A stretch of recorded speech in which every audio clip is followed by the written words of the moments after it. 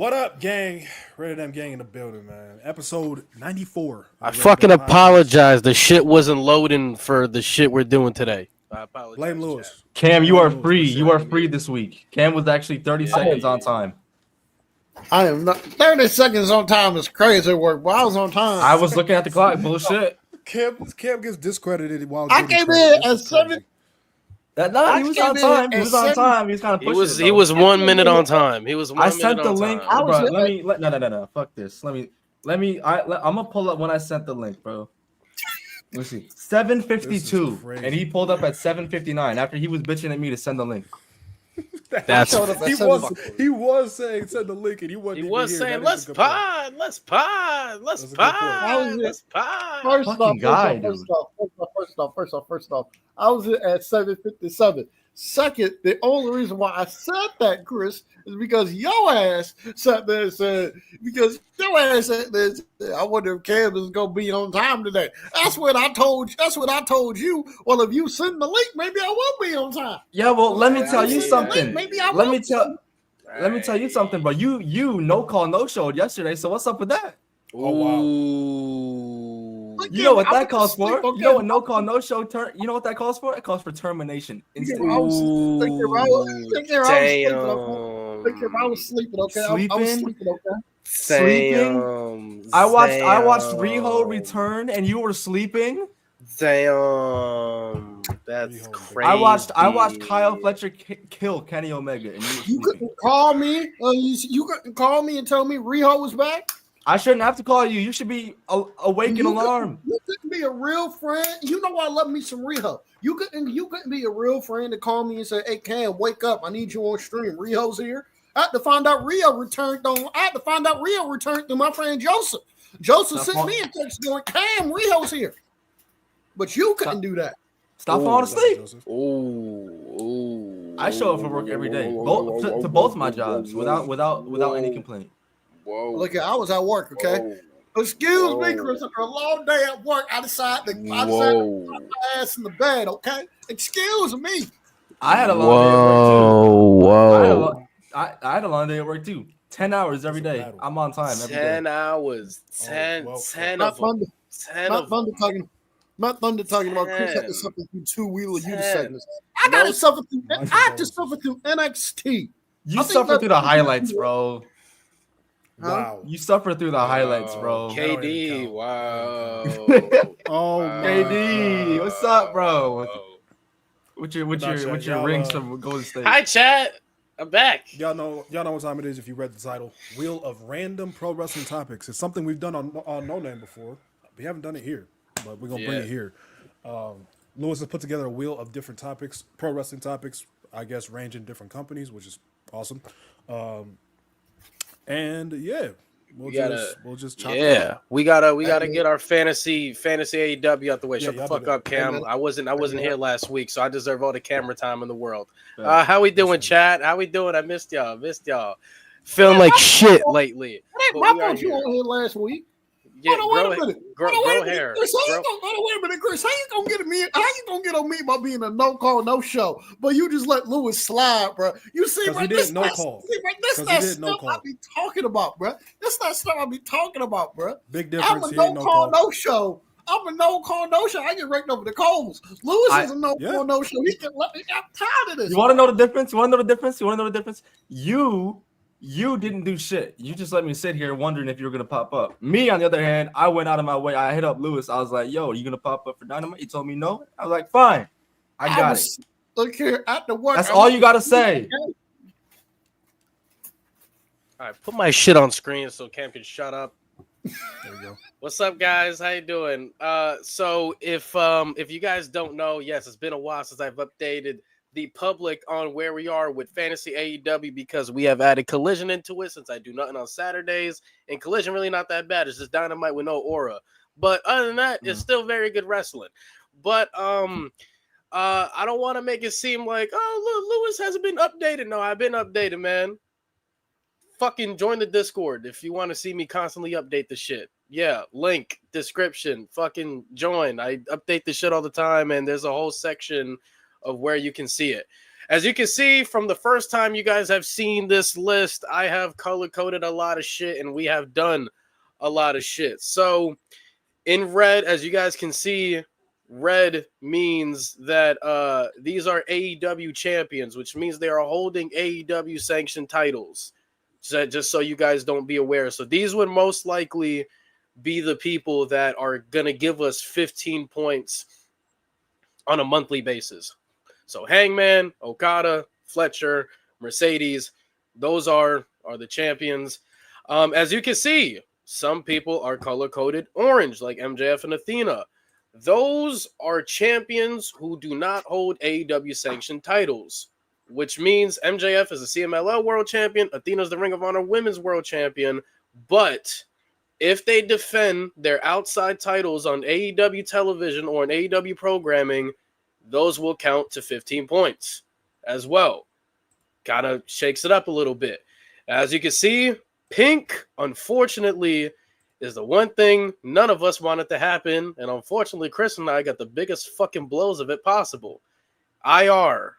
Unfortunately, somehow, some way, in the same calendar fucking weekend, Will Ospreay and Swerve Strickland have both been written off TV long term. So, unfortunately, right now, we have to figure out who is going to replace Will Ospreay and Swerve Strickland. But here's the catch to it, though. We obviously drop them, but if they come back before All In 2026, depending on where we are with our teams, we have free rights to retain them. So, for example, if Chris drops Will Ospreay and he picks somebody up like Jay Lethal, even Jay Lethal ain't shit, but if he picks up Jay Lethal and Will Ospreay comes back, he can retain Will Ospreay and drop Jay Lethal, no problem. So it's pretty much a free ad drop. Obviously, if Jay Lethal's cooking in the time frame, he can always choose to defer Will Ospreay and say, you know what, I don't need him. So that's always fine. Yellow, as you guys know, is the replacement, but can no longer be dropped. Cam used it on Megan Bain. You know what I'm saying? Yeah. He used it on Megan Bain for Chris Statlander, so that means he has to stick with Chris Statlander all the way to 2025 unless she gets injured. Knock on wood. And obviously, Teal, Bobby Lashley, Konosuke Takeshita, and Darby Allin are just non-AEW champions. They don't hold any titles. They're non-champions. So yeah. I know I'm yapping a lot. Also, to special matches, I have added Falls Count Anywhere. And if an outside title is defended on an AEW television, then the 15 points will count.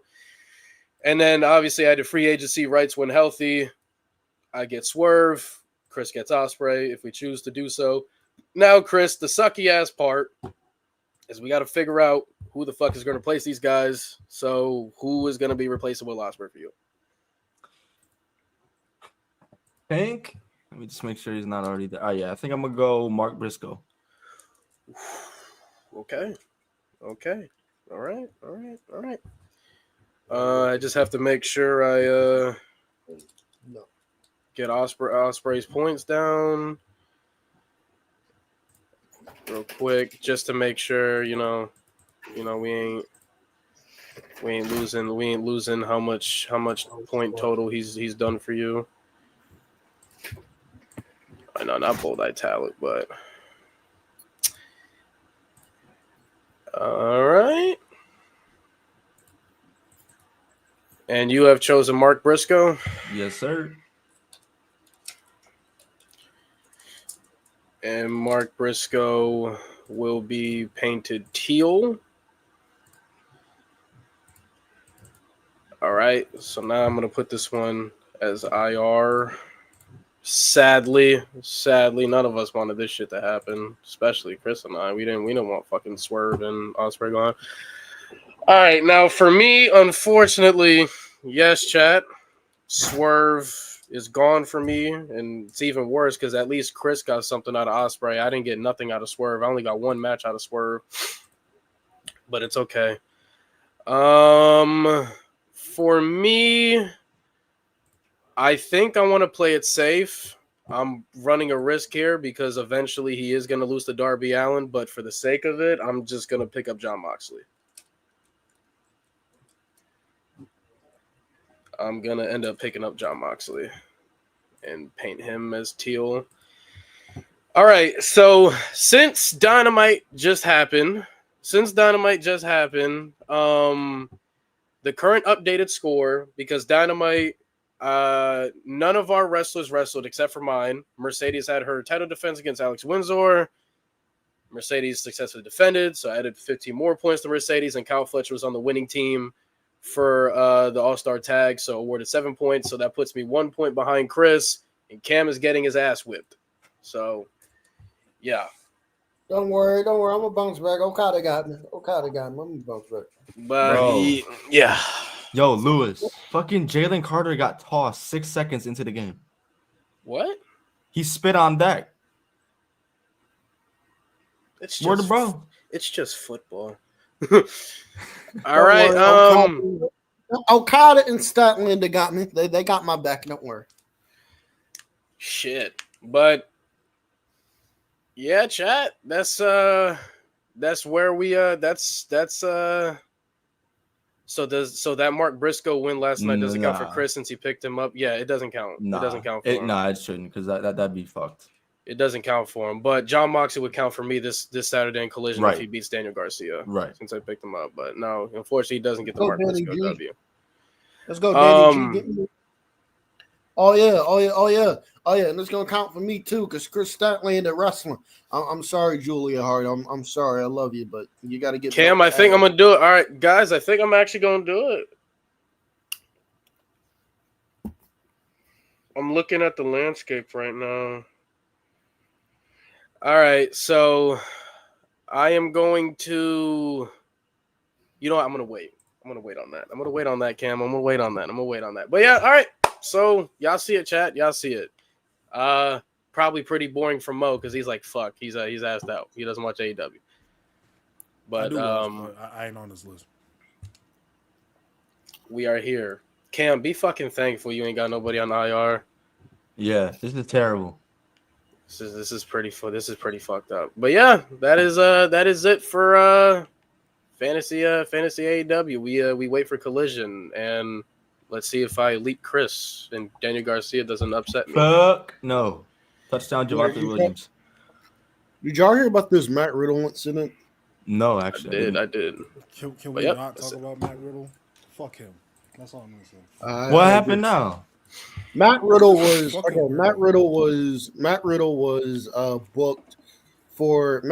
booked for a charity appearance at a show, I think in the UK. He was booked for a charity appearance at a show, I think in the UK, in the main event against Simon Miller. Matt Riddle no-showed. And so they had to come up with a completely new main event, and they had to refund everybody in the building who was there to see Matt Riddle. Keep in mind, this is for a charity event. Yeah. And then Matt Riddle went online and was like, the promoter lied and all that shit. So like Matt Riddle was trying to save face. Also, Matt Riddle got online thinking an interview said that AJ Lee was fucking around in like the locker room or some shit. That's what he heard or anything. That AJ Lee was hoeing around. Shit hasn't been the best week for Matt Riddle. So fuck. Even Matt if Riddle. she was, it's not your fucking business. I agree. How would he fucking know? He wasn't in the locker room. Yeah, you weren't even there, gang. Well, he talked about how he heard, bro. Like, come on, man. Like, everybody fucks in that locker room. That's not for you to talk about at all. Bro, everybody fucks in that locker room, bro. I don't give a fuck. That's how you burn bridges, bro.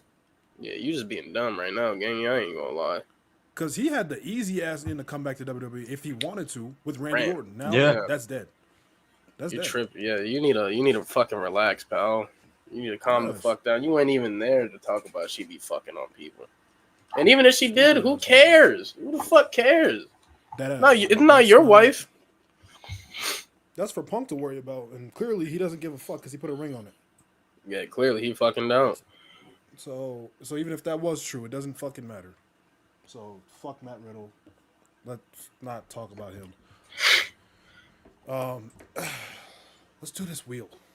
Are you sure? Anything else y'all want to talk about? You don't want to talk about the elephant in the fucking room? That's a see it when I believe it when I see it. I ain't letting the dirt sheets. Nah. Like Cam on mute because he's fighting. I think if they try anybody else other than who, it's gonna be problematic. Yeah.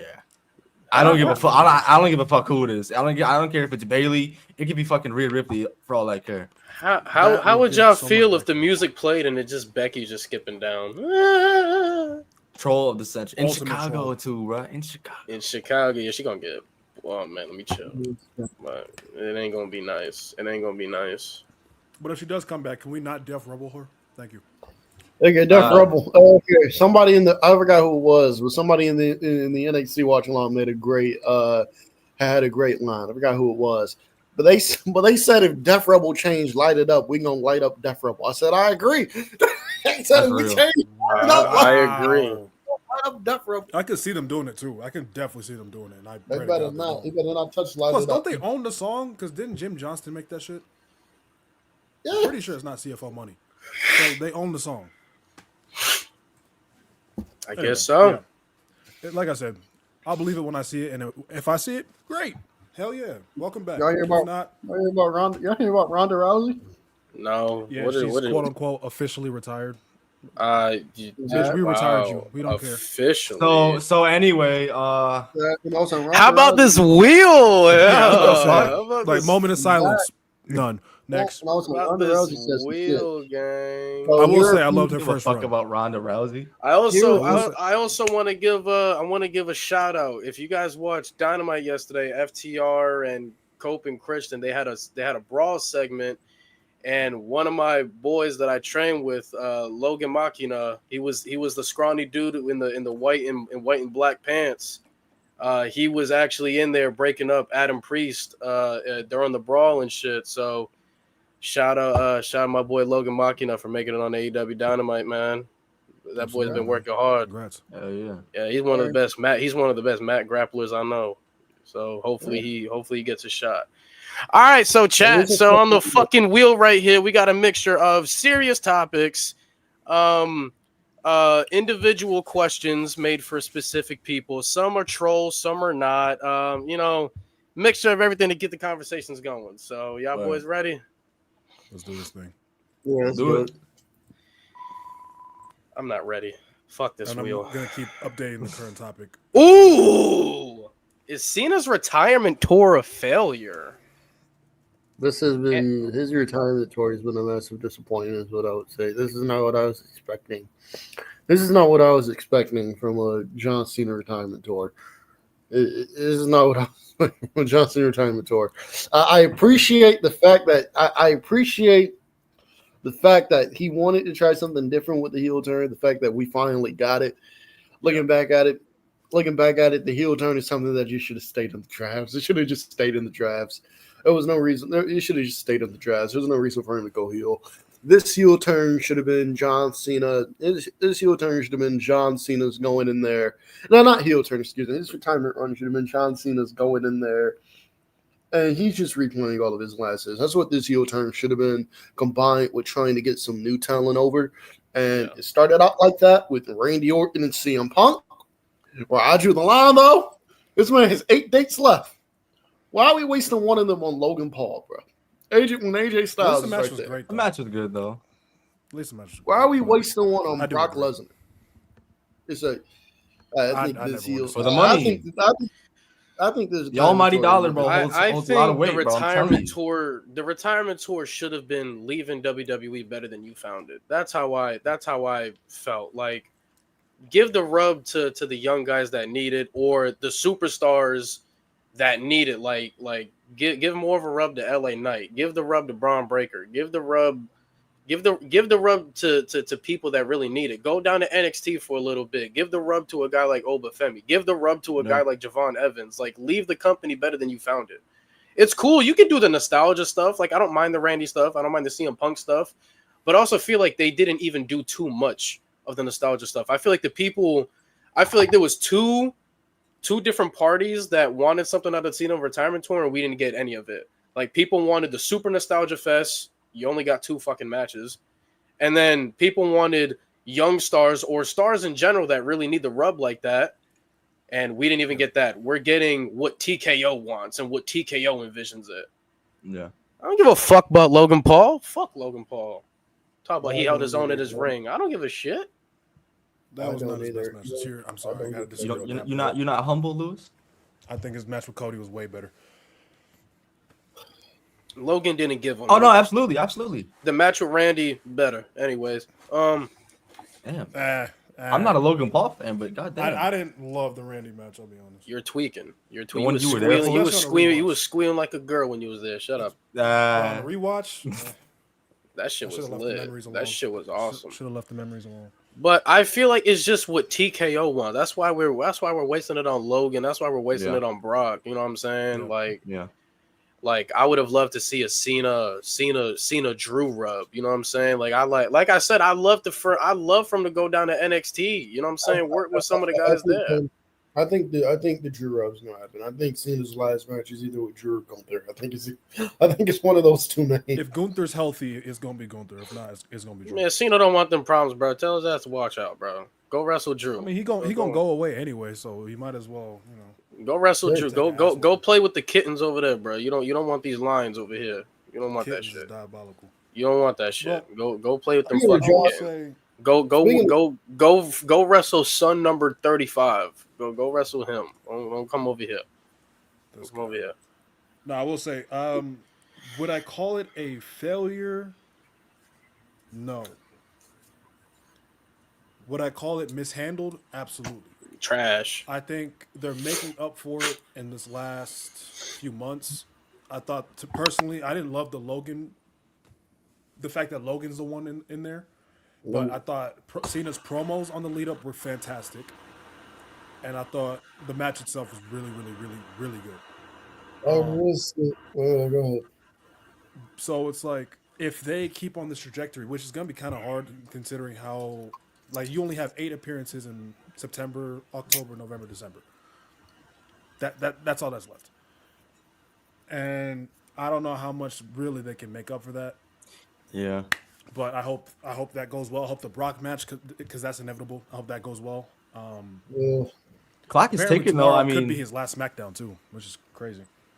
Damn, in Chicago, same city he debuted too. Yeah, that's crazy, bro. Like on SmackDown. Wow. It's ironic. I just want to know how they're gonna make the whole Brock Lesnar shit work. Don't. Like, you got 3 months left and eight dates left. How the fuck are you gonna maneuver this? How are you gonna tell a proper story? Don't. And just keep the tradition that Brock Lesnar just comes back to beat his ass.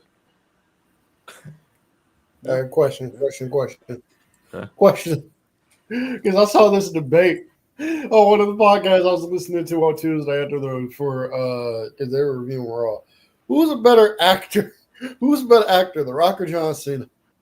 John Cena. John Cena. What the hell? My V is the same dude in every fucking movie, bro. John Cena. That's what they said. That's what the dude said on the fucking thing. He's just this big ass. He's this big ass Samoan guy in every fucking movie, bro.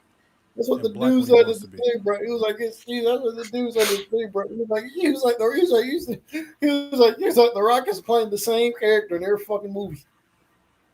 Also with the I also feel like people were super unrealistic with this tour. Like, I saw so many people saying Cena should work with Melo. Be realistic, bro. Melo, the way he's booked should not be believable to be in there smelling John Cena's air, bro.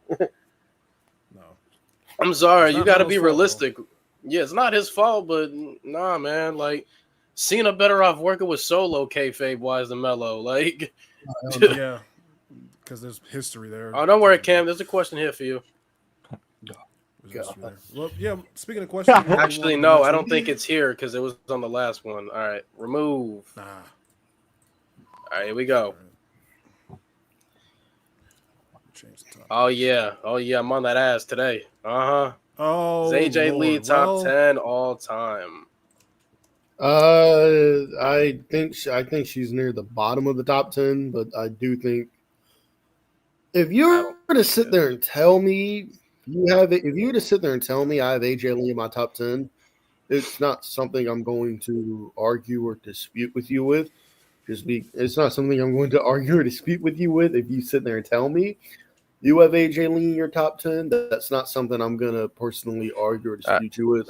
So do you mind if I go through the names and you can tell me if you got him over AJ Lee or not? Let's do it. Again, okay. Again, I don't think she is top 10, but if you were to tell me she's top 10, I wouldn't have an issue with it. All right, so let's confirm it to the people right now. I can name you 10 names off rip, and y'all can tell me. All right, so Becky. So that Becky. No. Bailey. No. Sasha. No. Charlotte. No. Trish. Those are wipes. No. Lita. No. Alexa Bliss. It's close. No. Close, but no. It's close. I wouldn't hate it if you said I have Alexa over. I wouldn't hate it if you said it's a toss-up. I don't agree, but I think that's a clear personally. I think it's a clear. I don't agree, but I wouldn't hate it. I wouldn't come at you with pitchforks if you said that. I personally think it's a clear. I think AJ was good for a short period of time. Alexa has had eliteness for a long period of time. Yep. Like a longevity got to play a point at some point. Yeah. I'm being honest, and on top of that, Alexa Bliss was also the face of the division as long as AJ Lee was. If I'm being honest, I think Alexa's only elite year was like 2016 to like 2016 to like 2017, 2018. After that, so that's 2 years. That's 2-3 years. That's 2-3 years. Yeah, that's 2-3 years. That's 2 years. And AJ only had like a 3-year career on the main roster.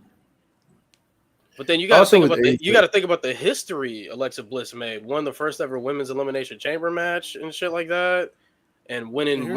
She was Miss Money in the Bank. Also with AJ, I think. Oh, my bad, Cam. Go ahead. We're at Alexa, so I think that was 8. Also, I think with AJ, like part of the reason why I wouldn't have an issue with it also is because part of the reason I wouldn't have an issue with it also because I think people. AJ, I think once the division really started to get good, that's when she was like, all right, I'm done, which sucks. I think that's like, all right, I'm done, which sucks because AJ would have stuck around for the horsewoman being caught up and women like Alexa Bliss, those feuds could have been great, but she's obviously a great promo. In the ring, I think she's a good wrestler. I think she's a good wrestler. I think people try to discredit AJ when she was like, well, she was good for her time. No, I just think AJ was I think she was good, but I think she lacks in a lot of areas, though, compared to the women. Like, we could put context behind it, but at the end of the day, your feuds fall short compared to the women that we talking about. Your stories fall short compared to the women that we talking about. Because Lewis, there's two I names can't get her. Didn't say so far. I think she has zero argument over.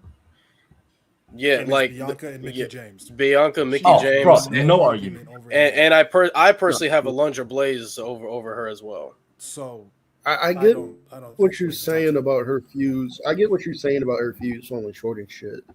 But part of me, I can't give her all the blame for it just because the division at the time was really fucking bad when she was like the top name. And like I know Trish Stratus had to work with like some bullshit too.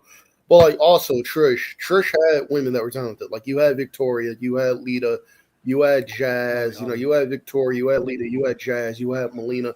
So like Trish did have some people there that she could work with. AJ Lee, you're talking about a division that had Oksana and Caitlyn, who I like Caitlyn, but you're talking about a division that had Oksana and Caitlyn, and the Bellas were heavily, Bellas are heavily. This is how I feel about This is how I feel about AJ Lee. This is how I feel about AJ Lee.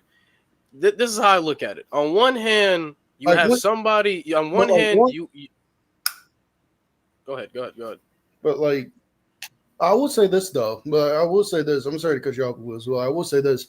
So I can't really put that much on her, like her fuse me and shit.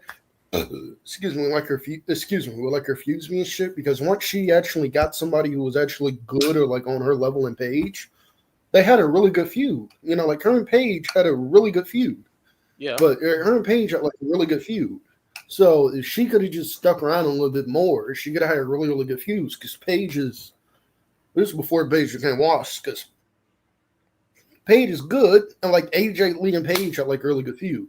But like, I don't know how much juice you want to get. I don't know how much juice you want AJ Lee to get out of somebody like no disrespect to Natalia, but like Natalia.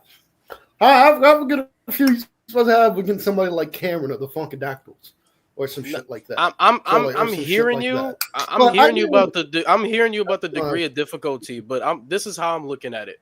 On one hand, you had somebody that had a bunch of money and they blew it and now they're broke. On the other hand, you got somebody who was robbed for their money and now they broke. We could put context, but at the end of the day, the result is that they're both broke now.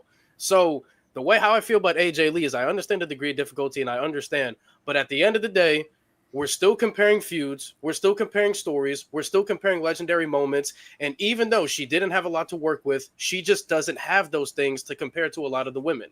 Even though she was ahead of her time for her era, again, when we're comparing feuds with Bianca, when we're comparing matches with Bianca, when we're comparing stories with Bianca, Charlotte, Sasha, Bayley, Becky, Mickey, it's just not in comparison.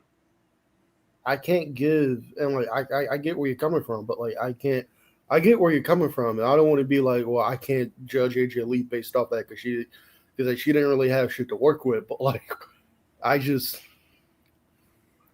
get where you're coming from when you're saying that, but like at the same, I'm not trying to discredit what you're saying. Or I'm not trying to be hard or anything like that. It's just I don't know how much of like the fuse argument I can use with AJ when like that division was fucking.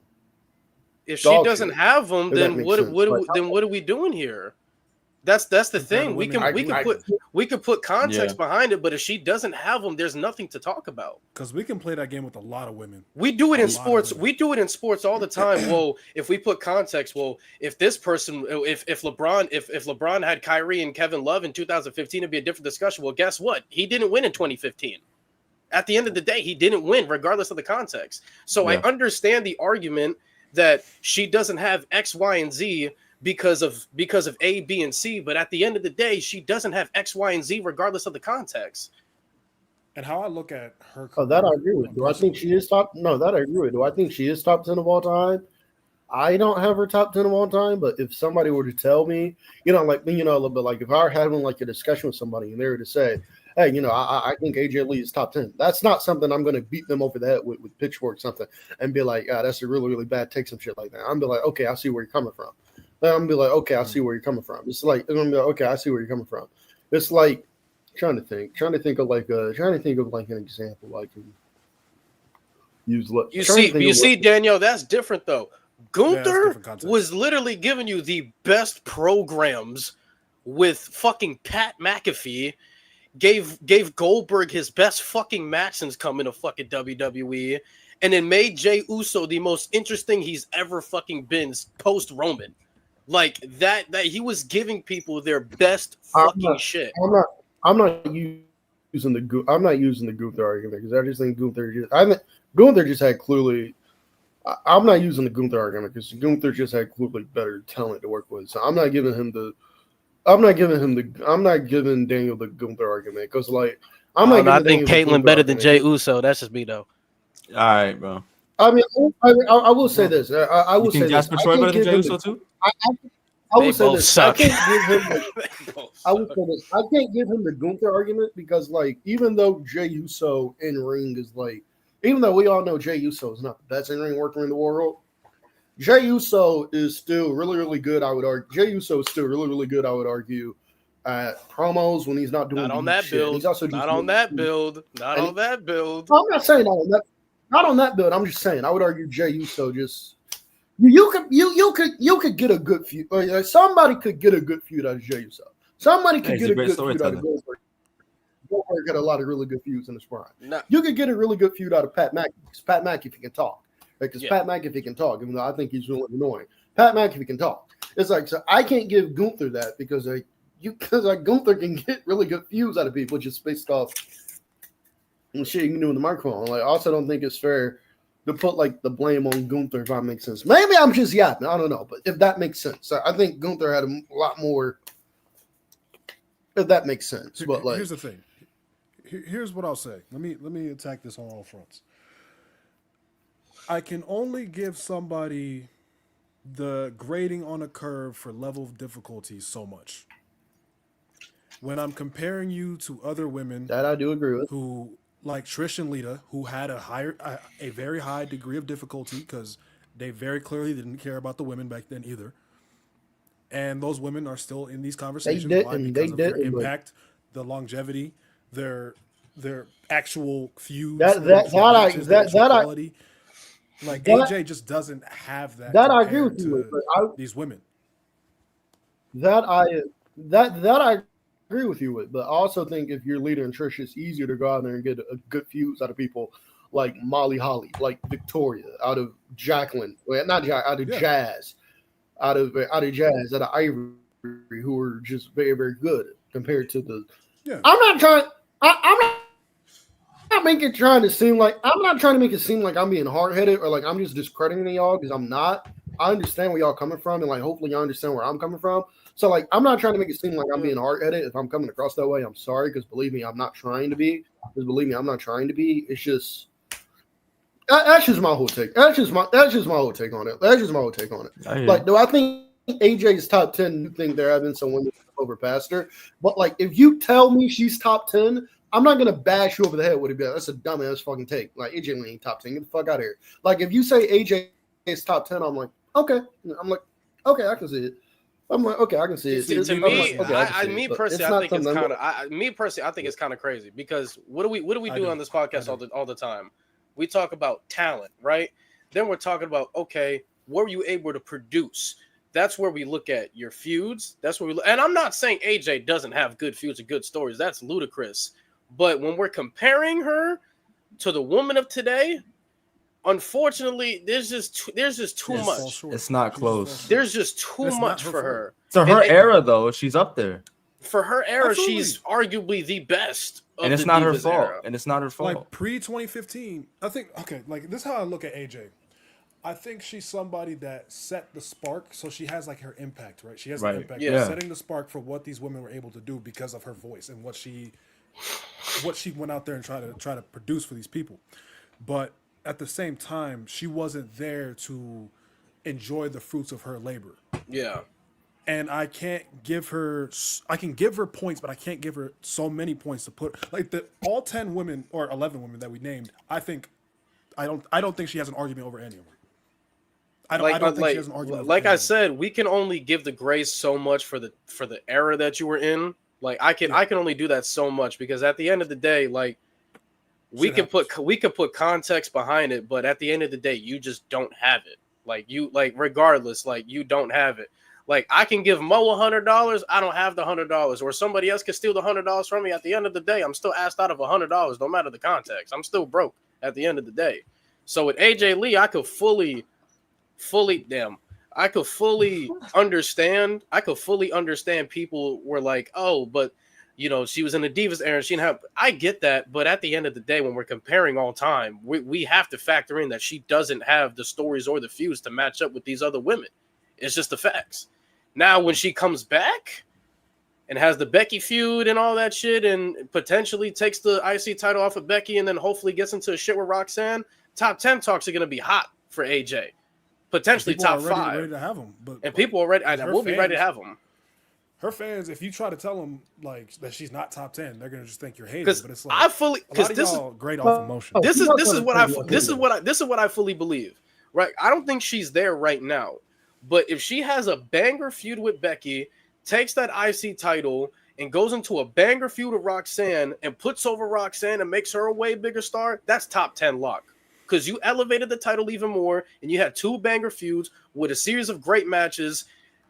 That's enough. That's enough to put you in that, because you already have the impact. You already had a good title reign with the Divas title. Talent-wise, you're already really good. That's all you need. She's literally missing elite stories and elite feuds, and these other women have them. The only person that's an exception to not having great title reigns is Charlotte and Sasha, because of how insane their impact is, because they clear AJ Lee. The matches they had clear AJ Lee, and the feuds they have clears AJ Lee. That they're the only 2 that are exempt from having good title reigns. I agree. All right, let's go on to the next one. Khris, what commercial are we on? Are we on Michael Parsons' ugly ass? Yo. No, we just. Is anybody else lagging, or is it just me? It's you. It's just you. McDonald's Wi-Fi. Yo. McDonald's Okay, all right. Wi-Fi. That's how they say it in spin the the South, wheel. right, I don't know Cam? why that is, but all right. Spin the wheel. All right, wait, hold on, wait. What channel are we on, Chris, for the game? It's on Peacock. It's on Probably Peak? choose my shit. Yeah. It's on the cock. Yeah. Hey yo. Isn't that what Pat McAfee says? It's on Bro, the cock. Javonte Williams got 2 touchdowns. He's on the Eagles? He's on the Cowboys. Hey, two things. Two things before we move on. One, Mike Tyson is facing Floyd Mayweather. What? What? Yeah, in the exhibition. Second, yeah, y'all didn't hear about that? Oh Jesus Christ. Bro, money talks. Mike Apparently Tyson is too wrestling. much. Mike Tyson is boxing Floyd Mayweather. And second thing, if you are a New Japan Okay, fan it's on and you wanna NBC. catch up on Okay. New Japan and learn more about it. New Japan announced on Twitter that they have a Discord. So there you go. That's Yeah, actually like, very. you- That's you- actually very good. That's actually very good. All right, we had a very nice discussion about AJ Lee. Let's spin the wheel again. Hopefully, it lands on a troll question so we can get some laughs. Oh shit, what did I put? Oh yeah, hell yeah. Let's do it. What are the top 5 AEW pay-per-views of all time? This shit is a lot. All right, so we easily off rip All In 2025 and All Out 2021. Those are Easily, locks. bro. Easily. Those All are right, all lots. right. Revolution 2024. Yeah, Revolution 2024. I think that's in there. These are my all right, these are my top 5. Can y'all hear me? Can y'all You're hear me? lagging Or is hard. it You're lagging lag hard. too bad? You're lagging You're really lagging. bad. Hello? You're lagging hard. You're lagging hard. Huh? You're lagging Put in hard. the private Lagging hard as fuck. Fuck. All right. But yeah, no, How we about could. those 3. What y'all think about Forbidden Door 23? That went in my head too. Remind me That went in my head, again. too. What was that? Well, remind me again. Kenny Osprey. Omega. I think that was I think that was MJF Tanahashi. I'm trying to think. Even what though the else? match was there. How do y'all feel about Double or Nothing 22?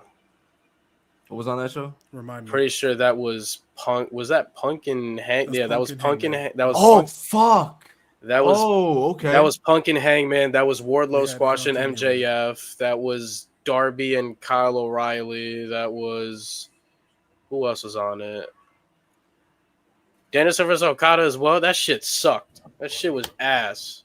That shit was one of the worst built up, fucking disappointed main events of 2 megastars I've seen in a while. That the Wrestle Kingdom match was even worse. Fucking, I hate both those matches. They don't have good chemistry. All right, let me see. All right, can y'all hear me now? A little bit. Yeah. Can y'all hear me now? Yeah. Am I still lagging You might still badly be or what? lagging. Yeah, you are. You are. It's it does. God. Okay. All right. Let me leave and come back. What the? Let me see. All right, what are we at now? 3? Yeah, so we're at 3. All right, we need 2 more. Was there anything in like 2020? Any bangers in 2020? I don't think so. I mean, we could always go Revolution. Double from that year. Double or Nothing 2019. That was the debut of Mox. That was Jericho and Omega. Wow. That might just have to be in there for the impact, bro. 2025 Double or Nothing. I already forgot it. Osprey Hangman. Mercedes, was that Mercedes and Jamie? Anarchy in the Arena. Anarchy in the Arena. As long as was that Mercedes and Jamie? Was that Mercedes and Jamie Hayter? Did that happen at Double or Nothing? I only watched the last 2 matches. So.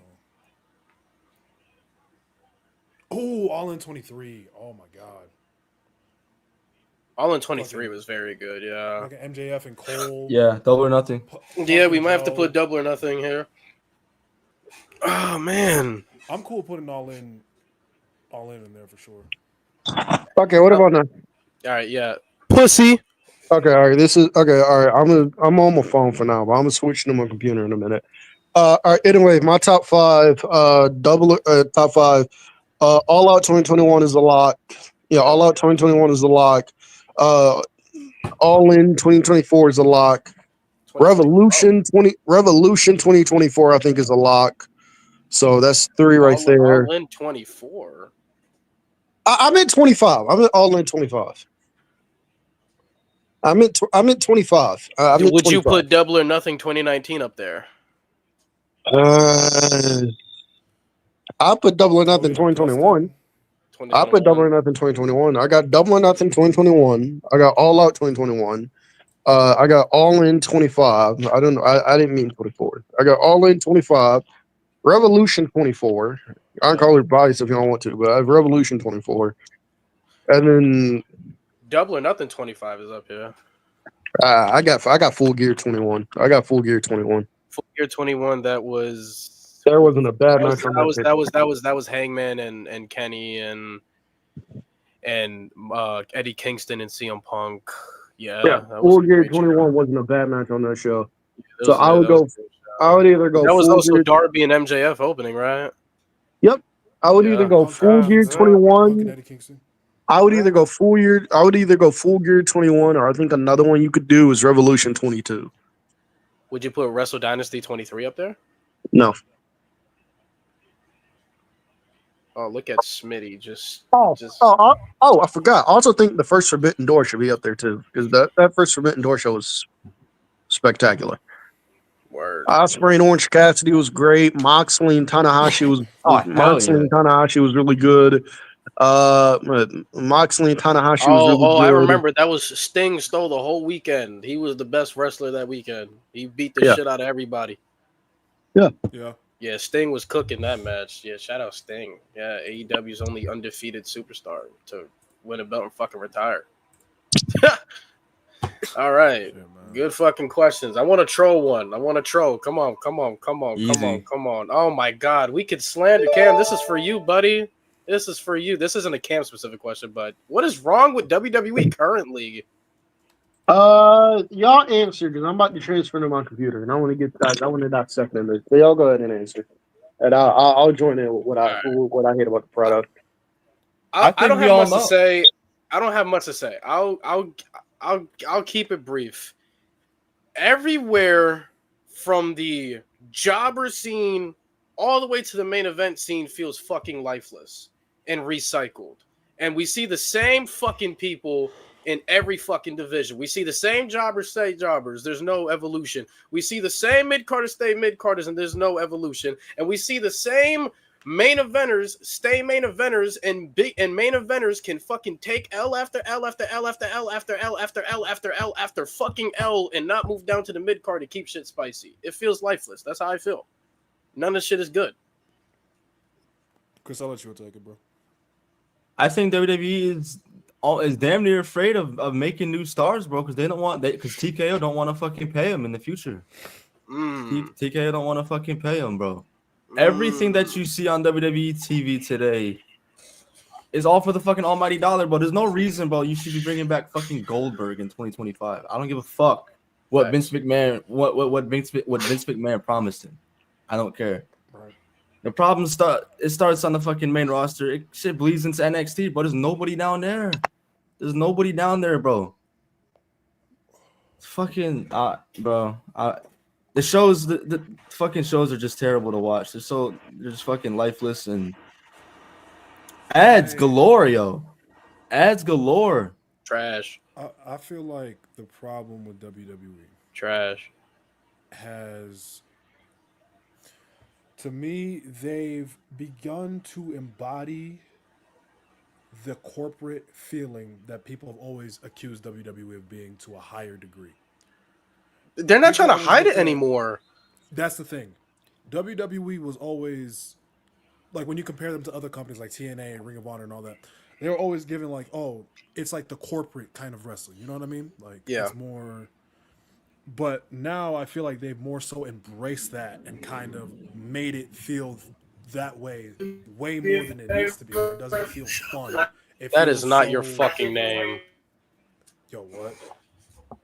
And it feels so. Everything just feels forced. Put that on rated M4. I just can't get into it. I just can't get into it. I'm with you. You know what's scary? It's the shit that we see today is making people want Vince back. Yeah. That's fucking crazy. Like they're able to just bypass all the shit he did.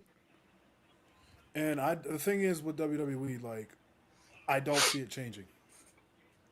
I just don't see. You think it gets worse before it gets better?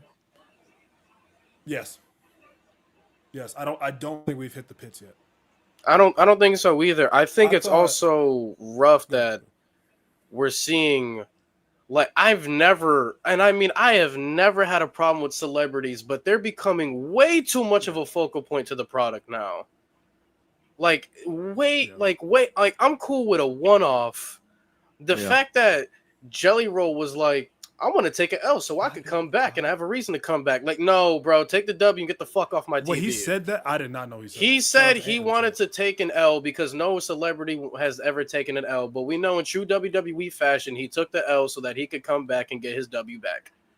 Oh my! Come on, like, bro, like Logan is an anomaly. He ended up signing to be a wrestler, whatever, fine. But I don't want to see no Travis Scott. I don't want to see no motherfucking Jelly Roll. No. I don't want to see fucking. I don't want to see anybody else. Like I don't. I'm cool with a one-off, like Paul Walterhausen at fucking Death Before Dishonor. That's like, not a Paul Walter Hauser isn't a one-off. I don't think y'all know this. Paul Walter Hauser is a legitimate wrestler. Like he's a legit. Like Paul Walter Hauser. I don't know if y'all are aware of this, but Paul Walter Hauser is a legitimate professional wrestler. Paul Walter Hauser works indie shows. He was signed to an MLW contract. Paul Walter Hauser is God. I gotta go now. I don't want to see Bad Bunny either. It was great. It was great for the moment in Puerto Rico. It was fucking fine, but I don't want to see Bad Bunny either. When it Paul fits, Walter it works. Hauser That's is an why- Paul that's why Walter Bad Bunny Hauser. worked. Yeah. Paul Walter Hauser is a legitimate fan of wrestling. He went to wrestling school. He works indie shows, and he was signed with MLW until very recently and was making appearances wrestling for MLW. Paul Walter Hauser is a legitimate professional wrestler. I also don't like when celebrities are just used just to be used. Like Jelly Roll coming in, okay, cool. Why isn't Austin Theory? Well, I knew Austin Theory was hurt, but I didn't know them. But like Austin Theory should have you should have saved Jelly Roll for Austin Theory. Austin Theory should have beat his ass for getting chokeslammed by him. Absolutely. We wasted. I don't care what people say. It genuinely made me upset when Malik was defending it. Like, why are we wasting Jelly Roll on Drew McIntyre and Randy Orton, bro? Jalen Hurts running. They got Jalen Hurts running. Jalen Hurts is cooking. That boy got two touchdowns too. All right, I'll tell y'all what I think is wrong with WWE. I don't know if I'll be able to go back on my. I don't know if I'll be able to go back on my computer, but I'm on my phone. Before you say that point, I'm going to say this one thing. Lewis just brought up a point. He said, I hate when we use celebrities just to use them. How quickly we forget the guest host era. Yeah. That was the problem. Just using celebrities for the sake of using them. But yeah. Most of them weren't even fans. They're just there for a paycheck. They were just Jeremy Piven. You could clearly tell they had no idea what wrestling was, or they clearly did not watch it in their free time. You could just clearly tell. I remember when Malik was defending Jelly Roll and being in a match with Randy Orton and Drew McIntyre. Jalen Hurts is crazy. But I remember, but Nate ethered his point because Malik's argument was, but Drew McIntyre and Randy Orton are there to draw for the match. And then Nate was like, if your celebrity can't fucking draw, then get the fuck out. I agree. If Jelly Roll is this platinum Grammy Award winning country artist that can draw in the country crowd, you do not need Randy Orton and Drew McIntyre to draw for him. I agree. All right. Paul could have sold on its own. I agree. All right. Here's my issue. Here's my issue with WWE. Yes, I understand that WWE cares more about the entertainment than the actual wrestling part. I understand that. I'm not oblivious to that, people. I understand that. It's been like that since the fucking 80s. Or it's been like that since the fucking 80s and since Vince McMahon took over. Vince McMahon has always marketed his company towards being marketable and not about if you're actually the best wrestler on the roster. There's a reason why the Ultimate Warrior was a top guy. There's a reason why people like the Ultimate Warrior, Hulk Hogan, though Hogan could actually work when he had to. But there's a reason why people like the Ultimate Warrior were stars in his company for as long as they were. So yes, I understand that WWE cares more so about the entertainment value than they do the actual wrestling. I understand that, people. I get that. I'm not oblivious to that, people. However, you have World Wrestling Entertainment in your name. You have wrestling in your name. I would like to see the actual good wrestlers they have on television get TV time. And I'm tired. Part of what I think was wrong with WWE, part of it is I do think it's WWE being stupid. I do think it's WWE being stupid. I think stories drag on way too long. Example, the CM Punk and Seth Rollins shit. This feud should have been over. This feud should have been over. This feud should have been over, and we should have been moved on. Instead, I'm glad Punk Tony Khan took a hit because he had a problem with that shit too, but Yeah. he got way better at this shit. Instead, CM Punk has been Thank said God. CM Punk has been stuck in the Sethverse since he's basically gotten back. Yes, they took a break from it in 2024. So yes, they took a break from it in 2024. But Punk has basically been stuck in the Sethverse since he's been back. Okay. Hughes, Rhea Ripley, and Liv Morgan went on for like 6 months to where Liv Morgan on that WWE Netflix show went, or where Rhea Ripley on that WWE Netflix show went. It's time to end this feud. Hopefully, this is the end of it because there is no more story to tell. The bloodline, the fact that they stretched the bloodline out for as long as they did. If I'm being honest with you, I think the shit should have been over at WrestleMania 40, but I understand they wanted to do the story with Solo and all that bullshit, so I completely understand that. It is 2025. There's no reason for it. You're not feeling MFT? Shut up. Shut up. There is no reason for anything bloodline related to still be on these fucking shows. I'm sorry. Hey, I'm sorry. I'm sorry. I said this shit was reaching NWO levels last year. I got fucking laughed at for it. The stories drag on for too long. The brand split has been a complete and epic failure for the past 2 years. The brand split just needs to come to an end. And the brand split just needs to come. It's been longer than 2 years. I was trying to be nice, but longer than 2 years. The brand split needs to come. The brand split needs to come to an end. Tiffany Stratton is having one of the worst women's championship reigns I've ever seen, and I cannot put any of the blame on Tiffany Stratton because I don't know how interesting you want a woman to be who has been feuding with when her entire title reign has been Nia Jax, and when her entire title reign has been Nia Jax for like 5 months, and then Jade Cargill. I don't know how interesting you expect that woman to be. The fact that that woman is still over, the fact that she comes out and still gets some of the louder reactions on the show is somehow. I don't know how that happens, but somehow she does. That's a credit to her. Julia won the U.S. title. Julia won the U.S. title in June. It is September. This woman has had a total of 1 match on television since then. 1 match on TV since winning the U.S. title. She had 2 television matches on the build-up to winning the title. That's crazy. I don't know why that is. Stephanie Vaquer won a battle royal. In July. She went all of August without appearing on television. If you need, okay, and part of it is I blame WWE fans. I blame WWE fans too for this reason. If I have to constantly explain to you why it's criminal, why it is offensive, that Solo Sikoa is better positioned in this company than somebody like Dragon Lee, I don't know what to tell you. I don't know what to tell you. I don't know what to tell you. Excuse my language. You are a fucking idiot if I had to come here and tell you why Dragon Lee, why Karrion Kross. Put that on Rated M Core. Let's go. Why Karrion Kross getting chance of We Want Kross, despite the fact that Karrion Kross. Oh, you're a fucking bitch, Chris. Let me finish. What do you mean? Despite the fact that Karrion Kross has shown despite the fact that Karrion Kross had shown nothing up its 2 years up to this point to receive any kind of opportunity, but because he cuts a promo on Raw Talk and he's like, "We want Kross," he gets the opportunity. People are trying to tell you guys, please stop cheering for Karrion Kross. Karrion Kross fucking sucks. Please stop cheering for him. And y'all are sitting there like, "Oh, give him a chance.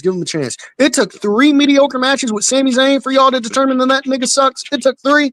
When he had, it took 3. It took 3 bullshit ass matches. That is part of the problem. That is part of the problem. That is part of the problem. I don't understand it. Why I have to sit here and tell people why Solo Sikoa is not good television. Why I have to sit. Let me explain something to you guys. Okay, let me explain something to you. Okay, let me explain something to you. Just because something is not as bad as it could be does not mean that it makes for good television, okay? Jalen Green as an NBA player, I would take over a lot of people in the NBA. Do I still want Jalen Green on my basketball team? The answer is no, despite the fact that Jalen Green is not the worst player in the NBA. I'd rather have Jalen Green over Cam Thomas if I'm keeping it to me. I still don't think Jalen Green is a good NBA player, but I'd still rather have Jalen Green over Cam Thomas. I'd rather have Jalen Green over Terry Rozier. Do I think Yusuf Nurkic is good in 2025? No, I don't think he's good. But if you're asking me, hey Cam, are you taking Yusuf Nurkic? Are you taking Tiago Splitter? Let me get Yusuf Nurkic. And let me go ahead and get Yusuf Nurkic. That doesn't mean that it's good. I'm so tired of the argument when you say shit is bad, people. I'm so tired of the argument when you say something is bad and they're like, oh, Kylie is bad, man. That's not bad. Something does not have to be Kylie bad for something to be bad. I don't know why y'all sit there and it's people justifying bullshit with slightly less bullshit. I don't know why y'all sit there. I don't know why y'all sit there and try to hype this up. I don't know why y'all try to sit there and hype this up. Also, I'm so tired of people going, oh, this guy has no promo work. This guy has no character work. Y'all do know that character work is more than going out there and cutting a 15-minute promo, right? Y'all do know that's more than character work. Y'all do know character work is more than going out there and cutting a 15-minute promo. That is what see, and then y'all have an issue when I say WWE fans have been brainwashed because this is the shit I'm talking about. Shinsuke Nakamura has never been the guy to go out there and say, hey man, let me get a 15-minute Nakamura promo. You know what Nakamura is really good at though, especially at his peak?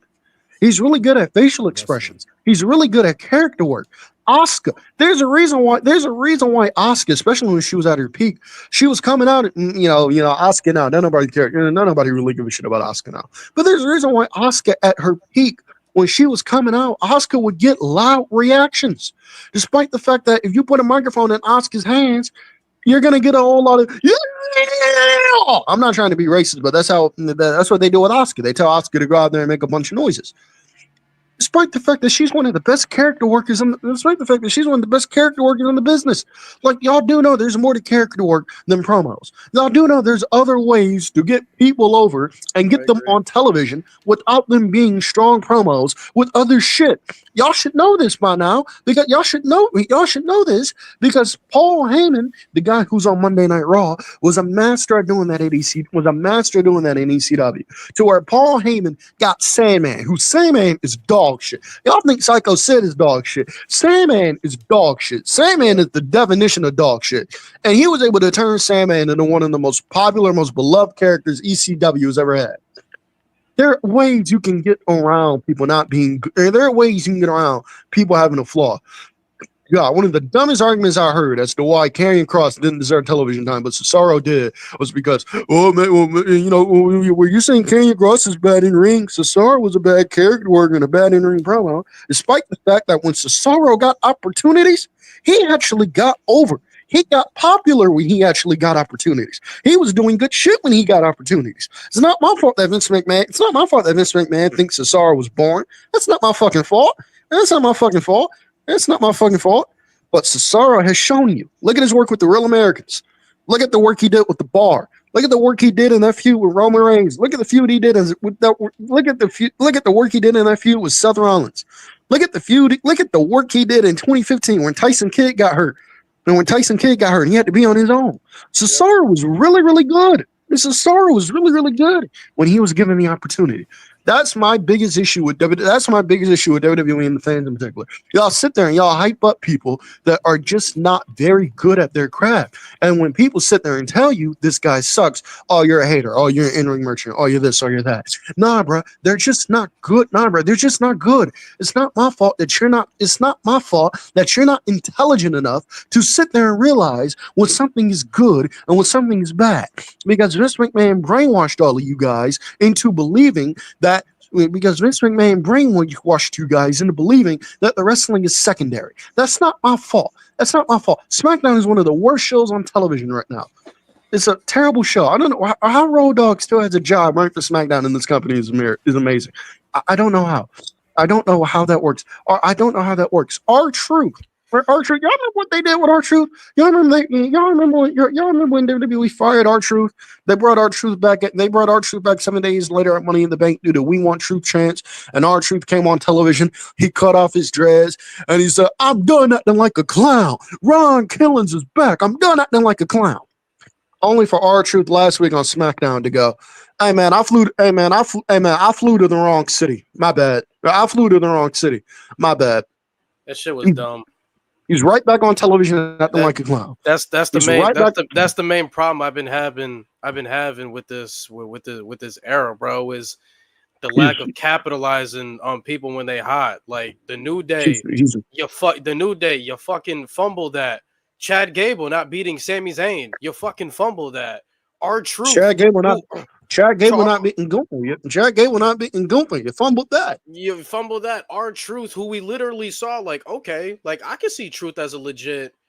Yeah, Miguel, shut up. You know nothing. But Miguel alone. He knows nothing. He's stupid. But somebody like R-Truth, where we're like, okay, like he could legit be a top tier mid carder with the way things are looking. Like Truth is a great worker. Fumble that. He's a fucking idiot again. Like Damian Priest. Why does Damian? I'm sorry to cut you off, Lewis. Damian Priest. Why does Damian Priest on Monday Night Raw go from being a Puerto Rican badass to he's right back on SmackDown being bisexual Undertaker? Why? They said Cam cut a 15-minute promo on how much he hates 15-minute promos. So this is one of my issues, and Cam, I thought you were gonna get to this point, but like WWE fans, y'all tend to justify a lot of BS and then call. They tend to justify a lot of bullshit. That's why I said Sunday. I'm gonna go off for a second. Go ahead, man. Go ahead. Let me mute myself. Go.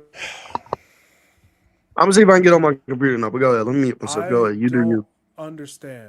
I don't understand why I'm the asshole for wanting more wrestling on my wrestling pay-per-view. When I have a fucking problem with the first hour of a pay-per-view having one professional wrestling match.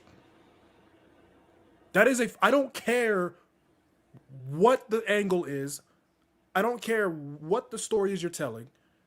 Because it didn't take King of the Ring 93 a fucking hour to tell an elite story. Yeah.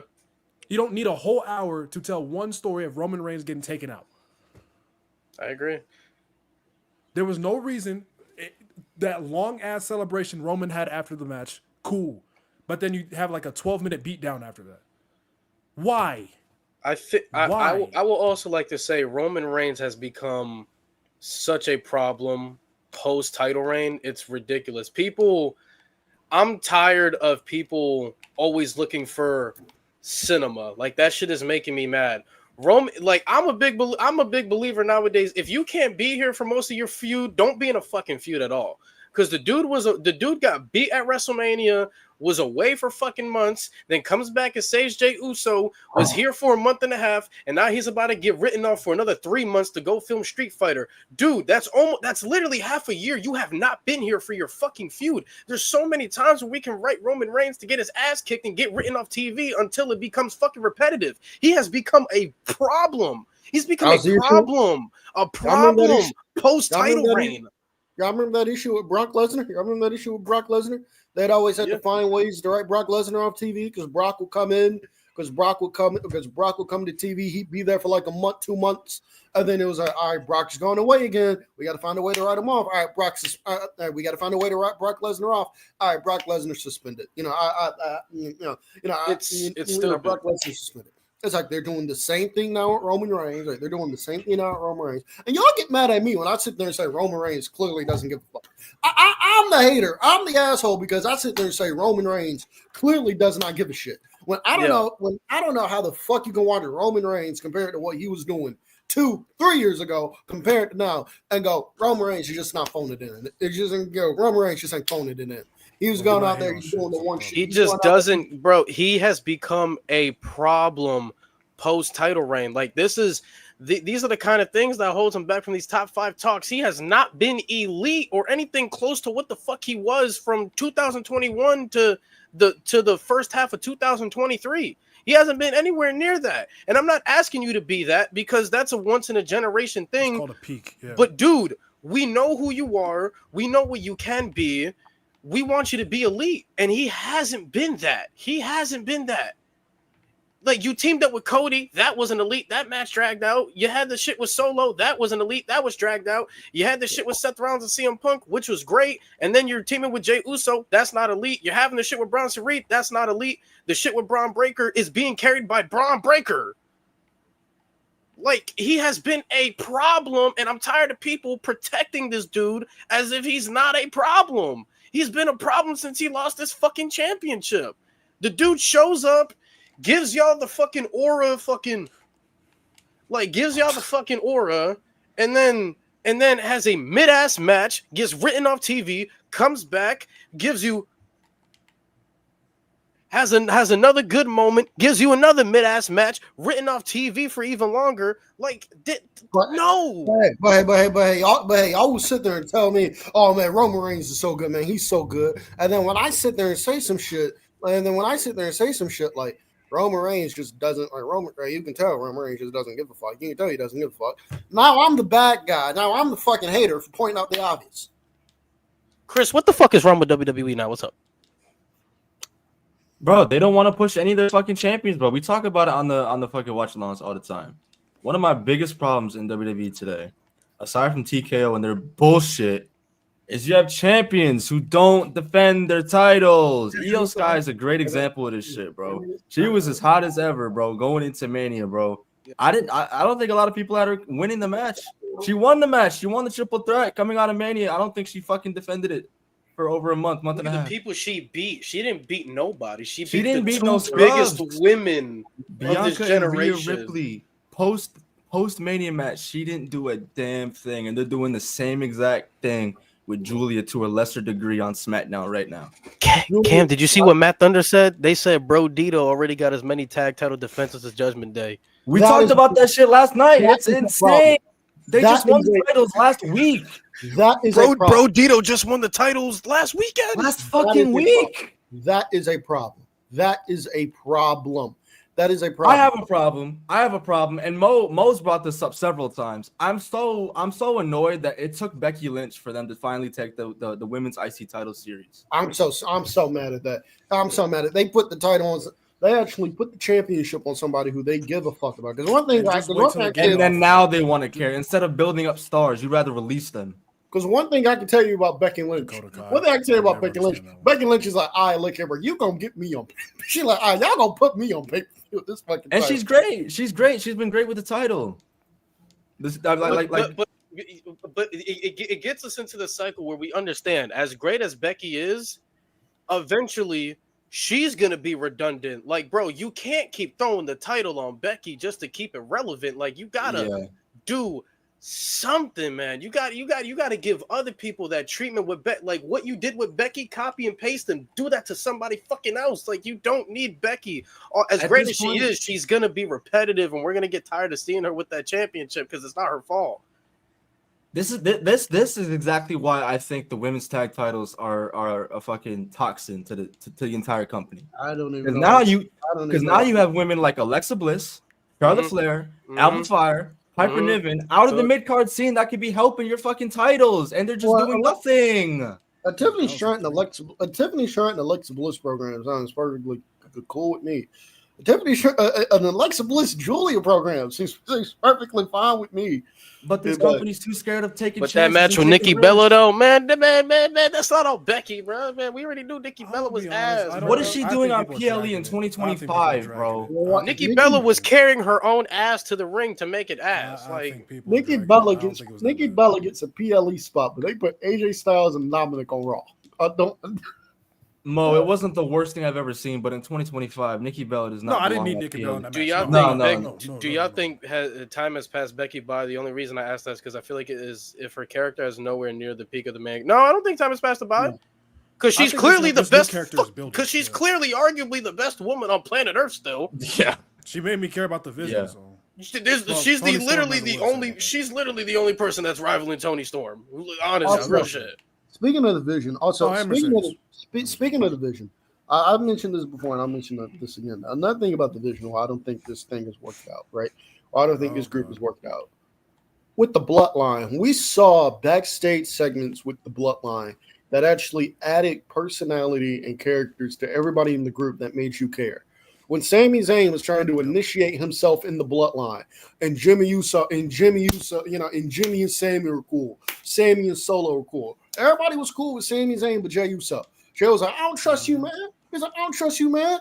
And he's like, I don't trust you, man. And then we got to see backstage segments of Sami Zayn having to earn his trust. Jalen Hurst does a great deep ball.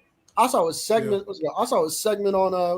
I saw a segment that was brought up on Twitter from early Bloodline days. Y'all remember the tag team title match was the Usos against Sheamus and Drew for the tag team titles, and Sami's in the back with popcorn watching. He's just like, he wants a popcorn Roman, and Roman's like, no. Yeah. And then they Okay. backstage later, and Roman's eating the popcorn like he's into it, and Roman's eating the popcorn like he's into it. It's like shit like that, bro. It's like shit like that. Judgment Day. We saw Judgment Day segments that saw Finn Balor was a different character, Damian Priest was a different character, Dominic was a different character, Rhea was a different character. We saw Judgment Day segments that highlighted the different characters of these people. Why is somebody like Braun Breaker? Why is somebody like Braun Breaker? I want to get to some of the other topics. I don't. Get to some. My bad. Go ahead. My bad. WWE has lost the plot. Just sum it up like that. Yeah. WWE's lost the plot. Lewis, why wouldn't you want to go to WWE if you had the chance? This is why I don't want to. My bad. Sorry for the. Don't piss me No, off. you. That's what the wheel is for. That's what the wheel is for. All right, next one. I feel this is a great question. I want to talk about this. The floor is yours, brother. Now the topic, I exit too fast. The topic is, has Jeff Hardy become underrated nowadays? How the fuck did you type that fast? I used to practice typing, so. All right, yeah. Go ahead. It really depends on who you talk to. I think the people who overrate Jeff Hardy overrate him too much, right? Like to the point where they try to put him in like top 10s or even, for some idiots, GOAT conversations. But I think it's another thing too. The people that really they won't want to quote unquote be honest about Jeff Hardy, I think they go a little bit too far with it. To me, when the people are like, "Oh, he's not top 30," I struggle to think of 30 people in WWE history over Jeff Hardy. I really do. I'm with you. Like, and I'm honest about Jeff. Like, I'm not a Jeff Hardy fan that's like about to throw him in like the top 15. I think he has no case to be top 20. None whatsoever. Yeah. But when we start to lose the plot and try to be like his peak wasn't all that, or like I think the same level of impact for the tag team stuff that we give Edge, we should give to Jeff Hardy. Yeah. Not only that, he's produced quality on top of his impact, a lot of quality, elite feuds, elite matches. Like, I think his match catalog gets a little bit underrated because he gets thrown into the spot monkey category by some people. I agree. Which, yes, his best matches are the ones with stipulations. Duh, TLC 2 is his best match, but he also can have classics without a stipulation. Whether it was TNA or WWE, he can have classics without stipulations. Like, I think some people, I don't know. I feel like some people, whichever side you're on, I don't think people are honest about Jeff Hardy. Whichever side you're on, whether you don't like him or you do, I don't think that either side is very honest about Jeff.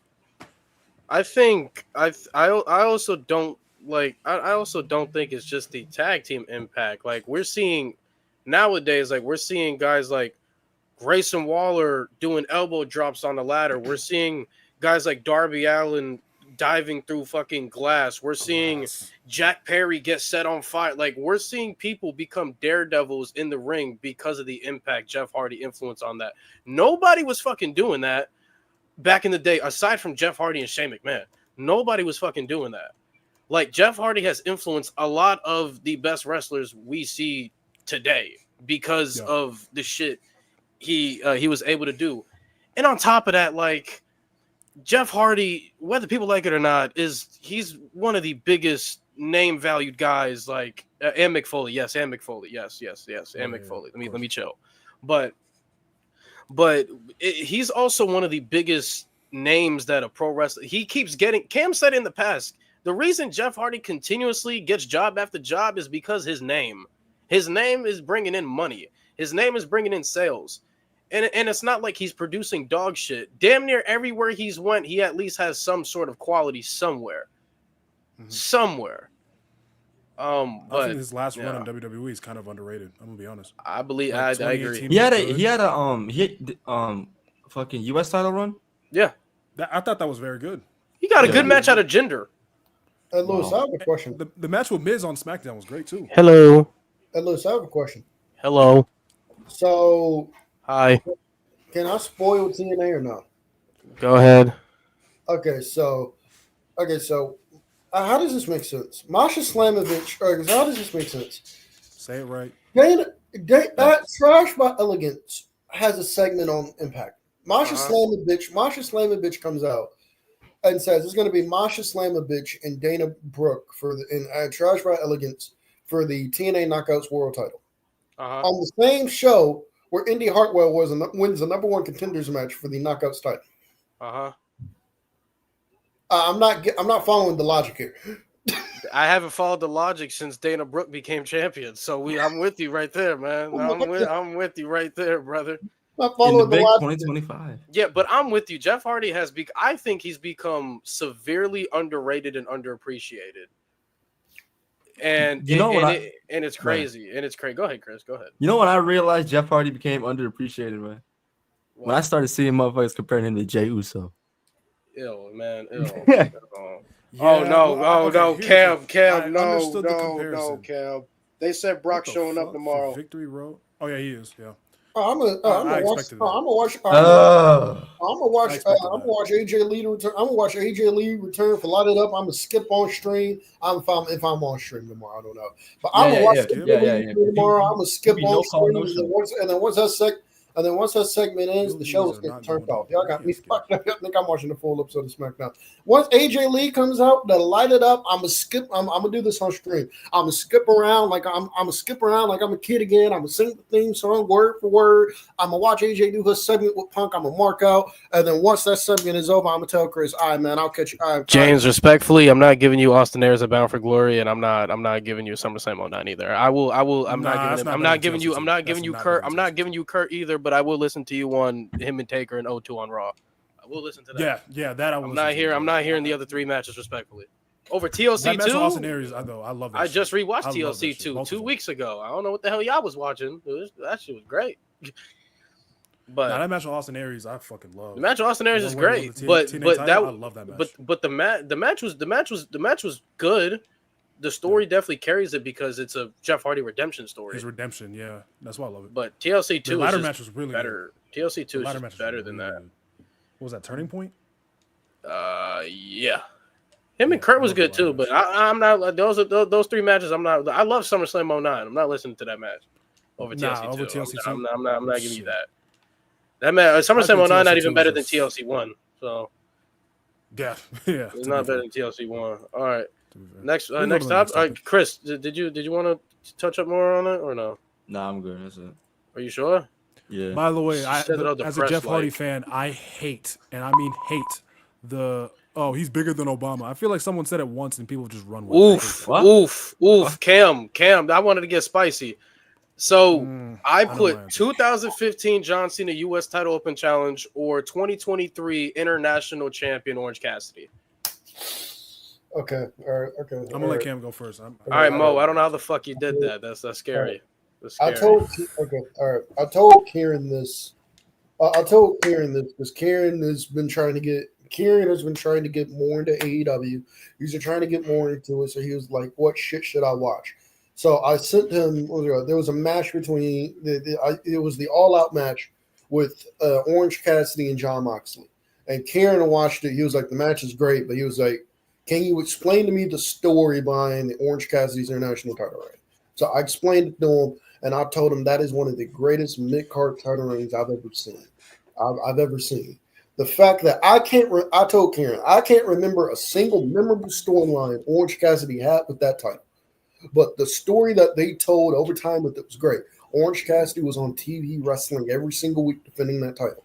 It became harder and harder for Orange Cassidy to go out there and find ways to. It became harder and harder for Orange Cassidy to go out there and find ways for him to retain. Bro would win by count out. Like, he didn't give a fuck. It became harder and harder for him to find ways to retain this title. Imagine having that dude in fantasy. Fucking until hell. he got on television, until he got on television and built up the Moxley. He was like, my body hurts. I'm tired. Every time I come out here, I hurt. But I'm going to continue to fight until I can't fight anymore. And Moxley had to put him down. Orange Cassidy gave everything he could to Moxley. He got a standing O. You like that title reign was so good. He main evented All Out. I got a standing ovation because of it. Got a standing fucking ovation. Now, I really wish John Moxley didn't get hurt because then it kind of fucked over the aftermath of what Orange Cassidy did. He got hurt, then it went to Phoenix, then Orange Cassidy had to win it back just to offset it. But that shit was beautiful. You know what segment has me dying? This is when Rampage was still a thing. Orange Cassidy was backstage with the title, and QT Marshall was like, I forgot what interviewer was like. They were like, yeah, we're here with QT and Orange Cassidy. QT, you have something to say to Orange Cassidy? QT's like, yeah, you need to stop ducking me. I want a fucking shot at the title. Orange Cassidy's like, okay. and I want it on Rampage. Fine. That's it. Yeah. See you Friday. that was it. I love Orange Cassidy. I love Orange Cassidy. But I love Orange Cassidy. That title reign was great. And then you look at John Cena's U.S. title reign in 2015. Oh yeah, Cam. I found out the other day that Orange Cassidy and MJF only had one-on-one match, and that was in the COVID era. That's only crazy. Had one. Wow. That's crazy. They never wrestled at their peak. They need to run that feud back. That's crazy. They need to run that feud back. And it was only the finals for the Dynamite Diamond Ring. They need to run that feud back. That feud needs to be run back. But I got to give it to John Cena because as Orange Cassidy, I can't remember a single memorable storyline Orange Cassidy had with that title. John Cena had the matches and the storyline to go with it. He had the matches and the storylines to go with it. You look at the KO storyline. You look at the KO storyline and the Rusev storyline, which kind of fell off the rails a little bit. But you look at the Rusev storyline, then the Seth storyline. I'll give it to Cena personally because Cena had the story and the matches in there. When Orange Cassidy, granted, they told a story with this title reign, but it wasn't like Orange Cassidy was going out there having storylines. It was just him going out there defending the title. So I got to give it. Wow, Cam caping for story. I'm with Cam. Go ahead, Mom. I think Orange Cassidy has a case. I just think with John Cena, I think it's the degree of difficulty to be a main eventer and go down to the mid-card scene and elevate a dead-ass title. Like, I get it's John Cena. It could have been simple because he's John Cena. It could have, added the name value to it, right? But at the same time, the fact that he was going out there with mid-carders, he wasn't like he was dragging main eventers down with him to elevate the title. He was having these banger matches with guys like Zack Ryder, Wade Barrett, Stardust, fucking Neville. Like, I get a lot of those guys are great workers, but, the fan investment wasn't there with these guys. Cesaro, that match was Cesaro. Matt Thunder, relax. We don't gotta lie like that. Relax. Clear. I don't know about clear. You gotta calm the fuck down. I think I would probably give match quality as a whole. Man, that's hard. I think they offset each other. I think where Cena just gaps him is with the stories, but also Orange Cassidy, the title reign was an elevation for himself. Cena's intentions were to elevate other people, but he also elevated himself in the process too. The in-ring work, and then on an all-time scale, having one of the greatest mid-cards. It's tough, but Orange Cassidy gave us Sami Zayn debut. I would say this too, because another thing is a lot of people give Orange Cassidy, they're like, oh, he proved himself as an in-ring performer. I think he already proved himself before that. Obviously, to another level. John Cena silenced so many people at that time. Yeah. There's still the dumbasses that, try to, argue otherwise. But a lot of people went silent on the he can't wrestle bullshit after that run. And also, like, just mostly everybody that feuded with him literally came out better. Kevin Owens came out better. Seth Rollins came out better. Yeah. Del Rio came out shittier on Del Rio's account. But yeah, no, mostly everybody he feuded with came out better. So Yeah, but we were getting fucking springboard bulldogs. Yo. I was like, what the fuck?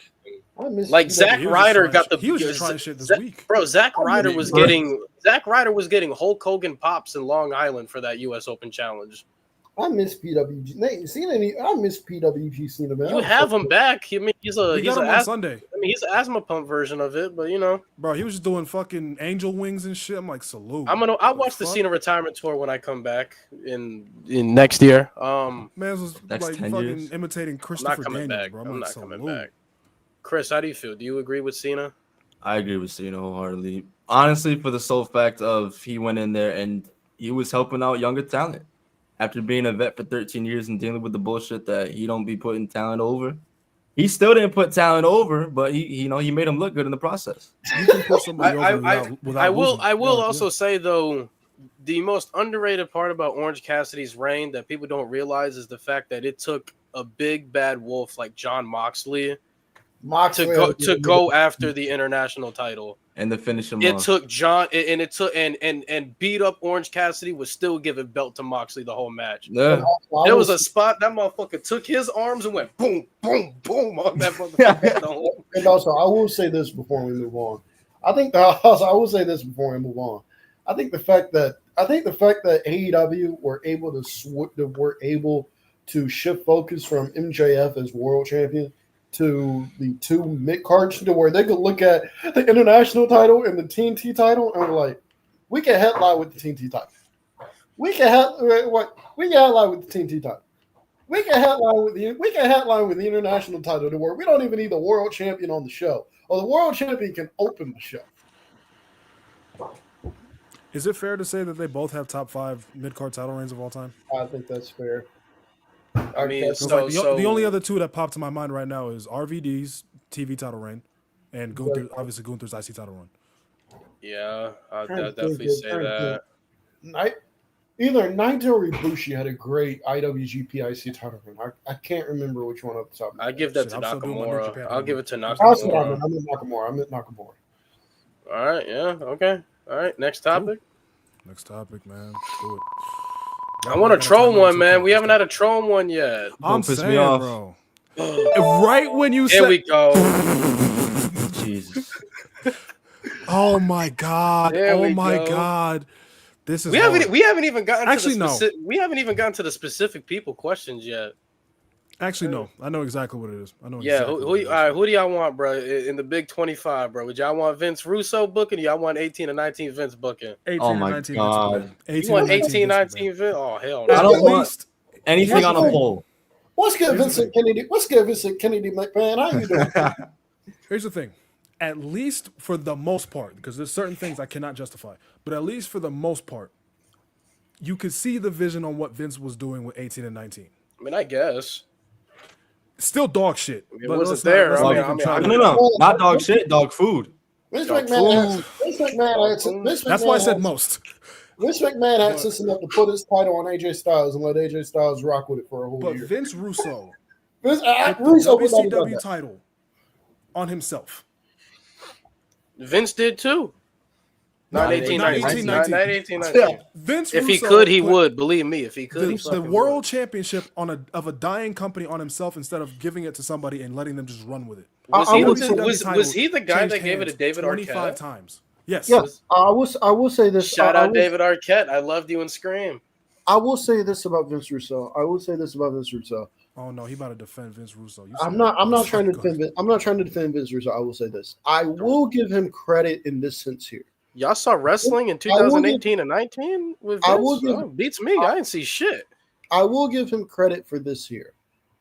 At least Vince Russo, when he came to WCW, there's a reason why he tried to push guys like Hogan and Nash down the card. There's a reason why he tried to do that, because he could see that they were harming the product to where they don't have any new stars. So I will give him credit for that. He at least tried to do that. Did he do it well? Hell no. But Hell at no. least he tried to realize that we need new stars, we need new talent. So I can at least appreciate Vince Russo for doing that. Did he allow the finger poke? No, No, Russo that wasn't was there. him? before Vince. Oh. That was No, before Russo wasn't there. Russo got there in September of '99. So Halloween Havoc '99, bro. What a was saw the fucking finish. show! Wait a What minute, a wait a show! minute, Oh wait a my minute. Cam, God. question, bro. What Was a Vince show! Russo responsible for that dog shit match you that you guys had me watching TNA? yes, He's responsible for Bash of the Beach 2000. Bro. All right, yeah. Give me Vince in 18. All right, Yep. yeah, I get. All right, I think guess that's it's- very listen, easy. yeah, all right. I think it's Fuck a that. wipe. I'm gonna be honest. Next I'm topic. genuinely- We ain't gotta And, talk bro. about that shit no more. I Literally. genuinely think it's a Can we wipe. get to the specific people questions, please? Oh my God, Cam is gonna hate this question. Should Alexa Bliss what? Should No. Alexa No. Bliss? No. no, No, the move next on. question. Matter of fact, no. Let that shit go, bro. I was about to type that shit up. Next All question. right, all right. No. Can we? All right, specific people questions. Oh shit. Okay. All right, Mo. Name your top 5 Great Khali segments. Are you fucking serious? Let's hear him. Chop, chop. I don't even think I have a top 5. Oh my god. You could give Okay, me a let top think. 3.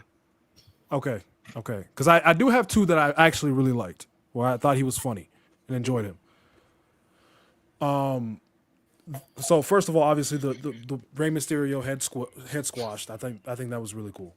Like Yeah. that's cool. Oh, y'all remember that segment? It was on the build up to Night of Champions 2014. Where he fucked Mae Young. I hate you. When Talk about that one. John Cena dragged Paul Heyman into a room and like locked the door and wouldn't let him leave until Brock Lesnar I showed up. remember. And Great Khali That's the one. bodyguard. Oh. Yeah, that was funny. I love that. I think his debut was really impactful too. I thought his debut was really good. But yeah, You like the I don't think I have a top upside 5. down world title. That's where we lost the plot. That's where All we lost right. the plot. Next All one. right. That's a good question though. Oh my God! Please, can we land on Chris? Do not piss me off. Which one is this? I don't remember this one. All right, what is the pay-per-view that everyone hates but you love? I think we know my answer, but I think we Yeah, know mine. shut up. I don't want to Stop hear it. talking Shut about up. me. Yeah, It's shut up. 27. Shut the fuck up. Shut the fuck Yeah. up. Shut up. Shut You the don't get fuck you up. don't get a voice on this one. It's shit. crazy work, man. It's crazy work. You don't get a voice on that one. Do I have one? Oops. That everyone hates, but I love. I mean, I don't think people hate this show, but I feel like a lot of negativity goes towards this one. I talked about it on TikTok. It was WrestleMania 25. Just the nostalgia of that show was just like being 6 years old, and, like watching this shit at my cousin's house. Yeah. Like Shawn Michaels and Undertaker was like the match to really make me open my eyes to good professional wrestling, and like actually start paying attention to the art even as a young kid.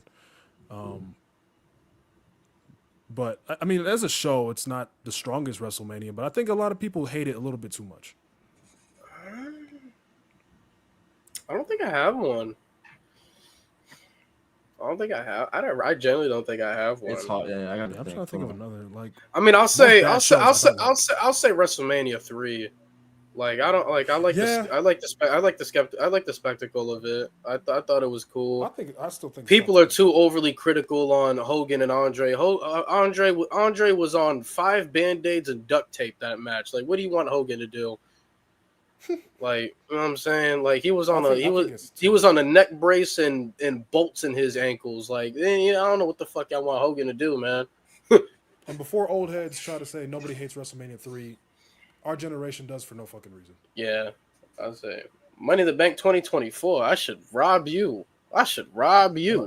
You like Takeover Phoenix? Oh hell no! I should rob you. Takeover Phoenix? I should Yeah, rob Lewis you. hates to Takeover. I Phoenix, should bro. Oh my rob God. you. What was on Takeover Phoenix? That shit was Aleister Black and Tommaso Ciampa. Ciampa. That shit was mid. Johnny Gargano and Ricochet. And the best match of the night. Undisputed yeah. era. Undisputed era on Undisputed Viking Era. Raiders or War Yep, Raiders. That was Shayna. I think that was also Shayna Bianca mid. Yeah, that was Bro, I the saw shit the was, plot where they were bro. going. Compared to takeovers, it was just fucking lifeless, bro. Fuck. Would clear a lot of the 2025 WWE pay-per-views though. Not accomplishment. Not. All right. What about you, Chris? I'm trying to think, bro. Like, I'm trying to like all the ones that I really like. They're not like hated. They're just like Yeah, oh no, Riddle. That shit was ass too. Shit was mid as fuck. Wasn't that a squash? Yeah, ass. I get a Yeah, squash. I haven't rewatched Takeover. Hell, I enjoyed Halftime Heat more than I enjoyed Takeover Phoenix. Bro, because they didn't, bro, because you know what they did? They threw Riddle right in the tag division 4 months later.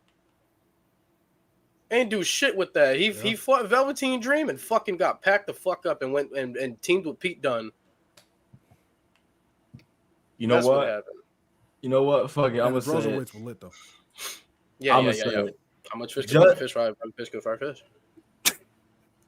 just for the year, and it was kind of fun. I'll say Money in the Bank 2020. Okay. Okay. Yeah, I thought it was kind of different. I thought it was kind of different, like the Yeah, idea, like fucking storming through headquarters. Yeah, tripping out you the look like you would Yeah. enjoy Bray Wyatt and Braun Strowman. Yeah. Oh Jesus! I love R-Truth. That's it. Slapping Bobby Lashley. It's a whole big world. Bro, that man Vince was like, bro, get the fuck out. What are y'all Lashley doing there, bro?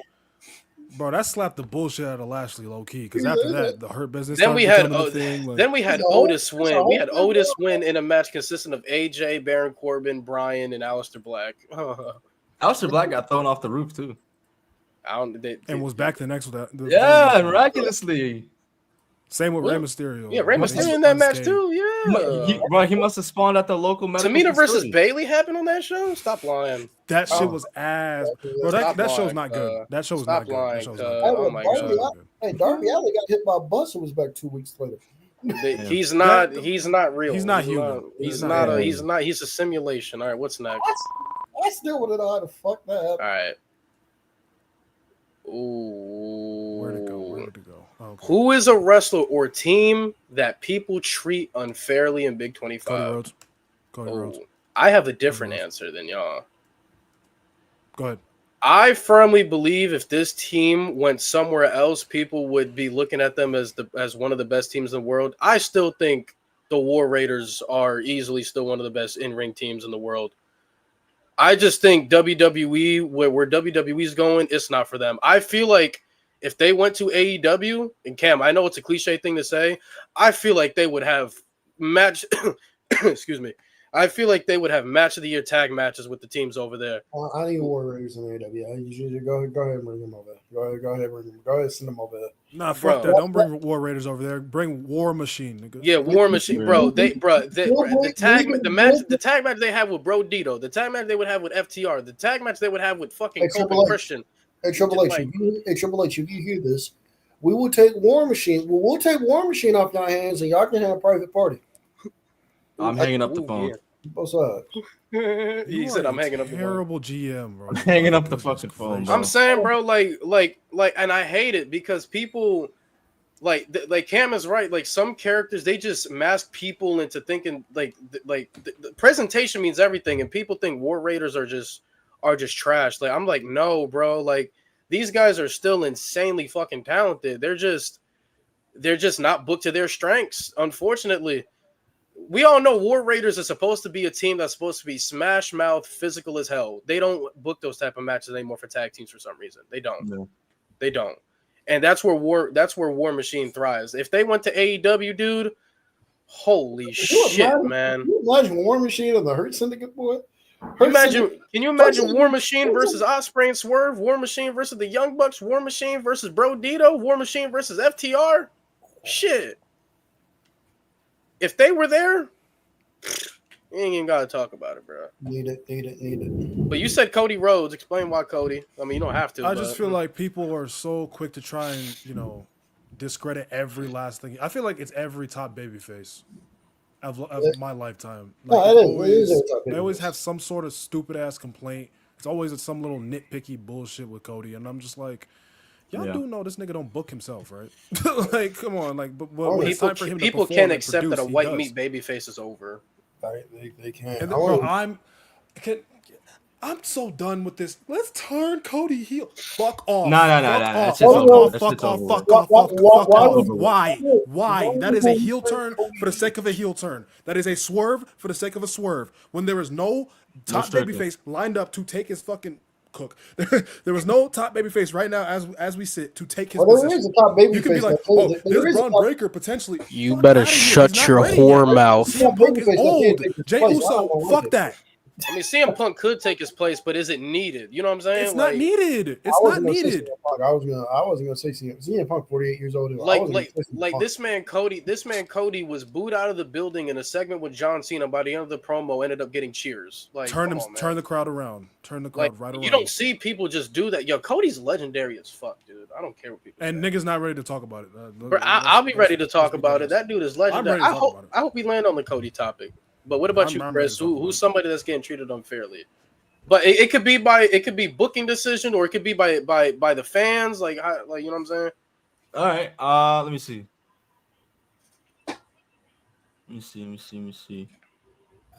By the booking, I'll say Pete Dunne. I'll stay that, but I'll stand by that shit. He should be facing Dom. And Tyler Bate. Bro, this takes me back to why I have a fucking issue with WWE in 2025. You have people who you could use in the mid card who you're using instead for bullshit. Putting Pete Dunne and Tyler Bate in a damn mask. Yeah. If you don't want to use them together, bro, use them separate as the mid card, or if you're going to use them as a tag team. Now, as far as the fans, someone in the comments mentioned it, but Becky Lynch, bro. Becky Lynch with the Becky Hogan comments. Sami Zayn too. Sami Zayn low key, bro. Oh, that's another one. I don't get it either. I don't. I get Sammy the character hate. I don't get the overall like Sammy Hogan shit. I don't. Sammy Y'all wanted Hogan- Solo as U.S. Meanwhile, champion? he's I number get you one didn't all want time. Sami Zayn to be U.S. champion, but y'all wanted Solo to stay champ? Oh man. There I is was one like, name. no, There- thank you. there is one name I think that gets mistreated unfairly. Who? Because a lot of people look at him and they're like, "Oh, the Young Bucks." I don't think the Young Bucks get treated Next fairly. topic. No, just playing. Go ahead, Kim. I don't think- Ooh, this is a spicy topic. I don't think the Young Bucks get treated fairly at all because most people I look don't at know. most I people look caught at the Young list and I Bucks. just couldn't escape. Most people look at the Young Bucks and the style that they work and they accuse them of being nothing more than spot monkeys or people who can't sell or just gymnasts or people who can't sell. When the Young Bucks have shown you that they can have really, really good feuds, they can have really, really good character work, and their matches are still very, very good. The only year the Young Bucks I couldn't stand was 2024. 2024, I thought they were terrible. Outside of that, I think the Young Bucks every year they've been in AEW has been quality. 24 is Have they though? No, just playing. Chris, I ain't gonna lie. Maybe Jerry Jones was cooking. They stopped They him just to not. run. I just don't like them. I ain't gonna why. They lie, just rub me the bro. wrong way. Shit. They stopped. Like him I'm not to gonna sit here and run. pretend like the Young Bucks are dog shit, but they just always. I don't know what it is. They've just always rubbed me the wrong way. I don't know why. Oh, that's fine. They're probably good ass people. I don't know why. I've just never clicked with them as wrestlers. Oh, that's fine. That's fine. I just don't think that's fine. I just don't think the hate they get is warranted. But No, I'd be trolling half the time. I don't know. All right, we're gonna move on. Yeah, let's go to the next topic, yo. All right. I will agree with the Young Bucks point too. All right. What next question? Does Bandito? Cam was trolling about this in the Discord, but the more I thought about it, the trolling wasn't wrong. I would simply, I like making. I was trolling to be fair, but I would argue. Were you that far off though? I think Hangman has been overall the best wrestler in the world this year. But if I had to go based off match quality, I think it's easily Bandito. I don't even think it's close. You look at what Bandito has done this year. Bandito has been unreal. You look at what Bandito has done this year. He's been unreal. Bandito has not had a bad match. Pay-per-view, he's king. He's not had a bad match on pay-per-view. He's king. Crowds are going nuts for him when he comes out. I don't. And he's having one of the greatest Ring of Honor title reigns I've ever seen. Yeah, I was about to say, no disrespect to Hangman, because I agree. Like I've been saying, Hangman has been the overall best, but Bandito is the best world champion in the world right now. It's not even close. He is the best. He's the best overall world champion. Like Should I rewatch Mo, if you haven't already, his I need last to two rewatch premier pay-per-view matches to catch that Super Card of Honor, hit your Sarah Death Before This on. Those are the only two matches you're gonna have to watch about Bandito to know what timing he's on, bro. It's incredible. So, obviously, I watched. I still gotta watch that. It's AEW incredible. TV, but It's incredible. I think he's fucking. Dude, he got a good match out of Chris Jericho in the Big 25. Like, you know what I'm he saying? did. what I Like, heard. He did. Bandito found a way to. Also, I will say this about Bandito. I will say this about Bandito. Bandito's another one of where being a good character worker doesn't mean you're in their 15-minute promos. Because Bandito just doesn't talk on television, and he's one of the best character workers in the world right now. I would argue. well, if you understand Spanish, he cuts promos so in Spanish. So Well, I mean, you understand Spanish. that I understand. But Learn Spanish, bitch. Stop I'm fucking trying being to- lazy. Yeah, man. Cam, it ain't hard. They put subtitles for you too, you lazy fuck. Read. No, I'm just saying. Like, I'm trying to think. Click the closed captions on Cam no YouTube. puede leer. Okay, I'm it's saying. okay. I'm trying to think. I'm trying to think. Okay, Bandito had a match this year against Brian Keith. This is when Bandito first came back. He had a match this year with Brian Keith on Oh my Collision. god, he And said. one of the How things, you missed 2 open layups? bro, I and don't the thing understand. I love most about this, the thing I love most about that match, Bandito's like the outlaw kind of, and like Brian Keith's like the bounty hunter. I love the segment they did. I love the thing they did in that match where Bandito did the shotgun.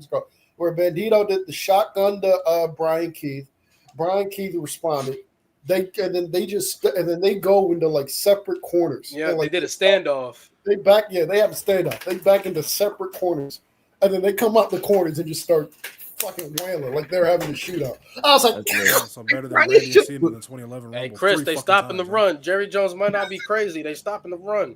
They Bro, stopping the no. run. It's gonna be a 1-game wonder. There's gonna be a 1-game wonder. They stopping the run, yo. They stop. But yeah, They no, did it like. 60 yards. Bless you. Sorry, my asthma. All good. No, but yeah, no. Cam was throwing about it in the Discord, but the more I thought about it, like this dude he's been killing it, dude. Like SWAT. he's literally He's been been the the best. Brody King too. Yeah, him and the stuff he's doing with Brody King is crazy. Like Bandito, 2025 Bandito is on another level. So shout out Bandito. Yeah, and I'm only watching this AEW work, and I think it's top notch. So I was both kind of happy both the matches I Ten named times. you are on the Ring of Honor YouTube. Bet. Word, I'm I watching got. too. Yeah, I'm gonna watch them. All right, here we go. Spin the wheel. Oh my God, are we actually gonna do it? Chris, Jack Perry or Dakota Kai? Oh no! Hilarious. I'm never choosing against my wife, bro. I can't. I can't. You chose against Jack Perry? I can't choose against Dakota Kai, bro. It's not personal, bro. Chill out. It's not personal. Rob said Dallas will peak in this game. Is Bandito over Tony? There's a conversation he could be. I ain't gonna lie. Stitch is looking at you, bro. Stitch, Bro, it's not fucking personal, bro. So you went with Dakota Kai. I went with Dakota Kai, but here's the thing, bro. Jack Perry can come with me. We can pull up on Edwards' bitch ass. And if you want to get the infinite symbol removed off your name, you can come with me. And I don't like Edward anyway. So I'll never bring up that mistake you did ever again. All right, next question. Next fucking question. Y'all niggas are funny. All right, this is a glaze. Man. Where does 2023 Gunther rank in Lewis terms have of the- peak? Lewis, you can have the This floor. your man's. Before you go, let me so we can get the clip for this. Go ahead. When it comes to 2023 Gunther, I just felt, first of all, for clip purposes, I don't give a fuck about drawing power. I just don't give a fuck. I've never given a fuck. I've never given a blue fuck, a red fuck, a 1, 2, 3, 4 fuck. I don't give a fuck about drawing power. So you guys can kiss my ass about that. But when I'm looking at in terms of elevation within yourself, a dead division, by the way, a completely dead division when he won it, and stories, match quality, I struggle, genuinely speaking, I struggle to find 10 people in WWE history that have a better peak than 2023 Gunther. Realistically, Roman Reigns, I'll put up there. Cena in 06, I'll put up there. Hogan from 84 to 88, I'll put up there over Gunther. Fucking Stone Cold, Maivia, put them in the 90s. But Shawn Michaels, that's it. Those are 6 guys. Other than that, I don't think there's anybody else much that you can say clear him. You can bring up 05, 06 Batista. I can bring up 2023 Gunther. You can bring up Triple H from fucking 2000 all the way to whatever the fuck. I think Gunther is very, very parallel with fucking Triple H. Undertaker, depending what years you want to chop up, but I don't think Gunther's better than Undertaker from 2008 to 2013. Like I think that's way too much. You mean 2007? What? Yeah, 2007. Yeah, 2007. But other than that, I don't think there's a clear 10 guys like that is over Gunther. I think Gunther has a top 10 peak in WWE history. I'm so shocked that Lewis put Maivia over Gunther. I'm so shocked. I mean, I'm being honest. Daniel Bryan, as much as we love him, WrestleMania was great. I can't do it. Cody Rhodes, as great as the story was, the title reign unfortunately just didn't fall through with it either. Yeah. You know what I'm saying? There's not a clear cut. I think he's in the 10. I think he's legitimately a walking generational talent in WWE, and people don't want to recognize that because he doesn't have the drawing power as much as the other guys that we have. But on a talent level, this dude is generational. He is a generational performer in an era where WWE is heavily pushing entertainment. I don't think people realize the degree of difficulty in that, to be an in-ring guy and for an entertainment company to say, you know what, we're going to give you the ball, run with it. We're going to give you the ball again, run with it. We're going to give you trash-ass wrestlers, run with it. And doing it every fucking time on an elite level. There's not 10 fucking guys that are clearly over Gunther, especially 2023 Gunther. I shed a shark. I'm kidding. Lewis, I'm kidding. I'm kidding. I am sure. I mean, it's y'all, but it's on y'all. It's on y'all. I think you touched on it. Man, brought the fucking IC title back to life. That's it. That's it. Had the best IC title run of all time. Had the best WWE mid-card title run of all time. Because who was holding that shit before him? That man made Ricochet. the IC title feel like a world title. Ricochet, to Apollo consider Crews, that- Big E. Well, I don't know personally where I would put Gunther in terms of peaks, right, all time. You could put him right at But- 10, and that's fine. Like, I think my thing with Gunther and why I'm going to give him a big-ass salute is the fact that this was a guy with no... He didn't do what John Cena did, like take his big name and take it down to the mid-card scene. This was a guy on the main roster with no cachet. yeah. I think Created it was an only on the main roster absolute for like. elite run I think it was only on the main roster for like 2 weeks before that. before he won the IC title. Like, Yeah, no name value. Nobody knew who he was. yeah. His matches still wasn't getting any time. He was on the verge of getting buried because Vince McMahon didn't like his segment with R-Truth. That was fucking scary.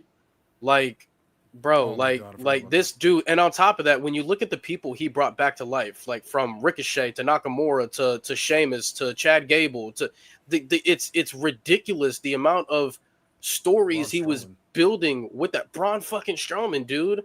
Like Sami Zayn, like, you know what I'm saying? Like so many guys like got some of their best programs in recent memories because of Gunther, bro.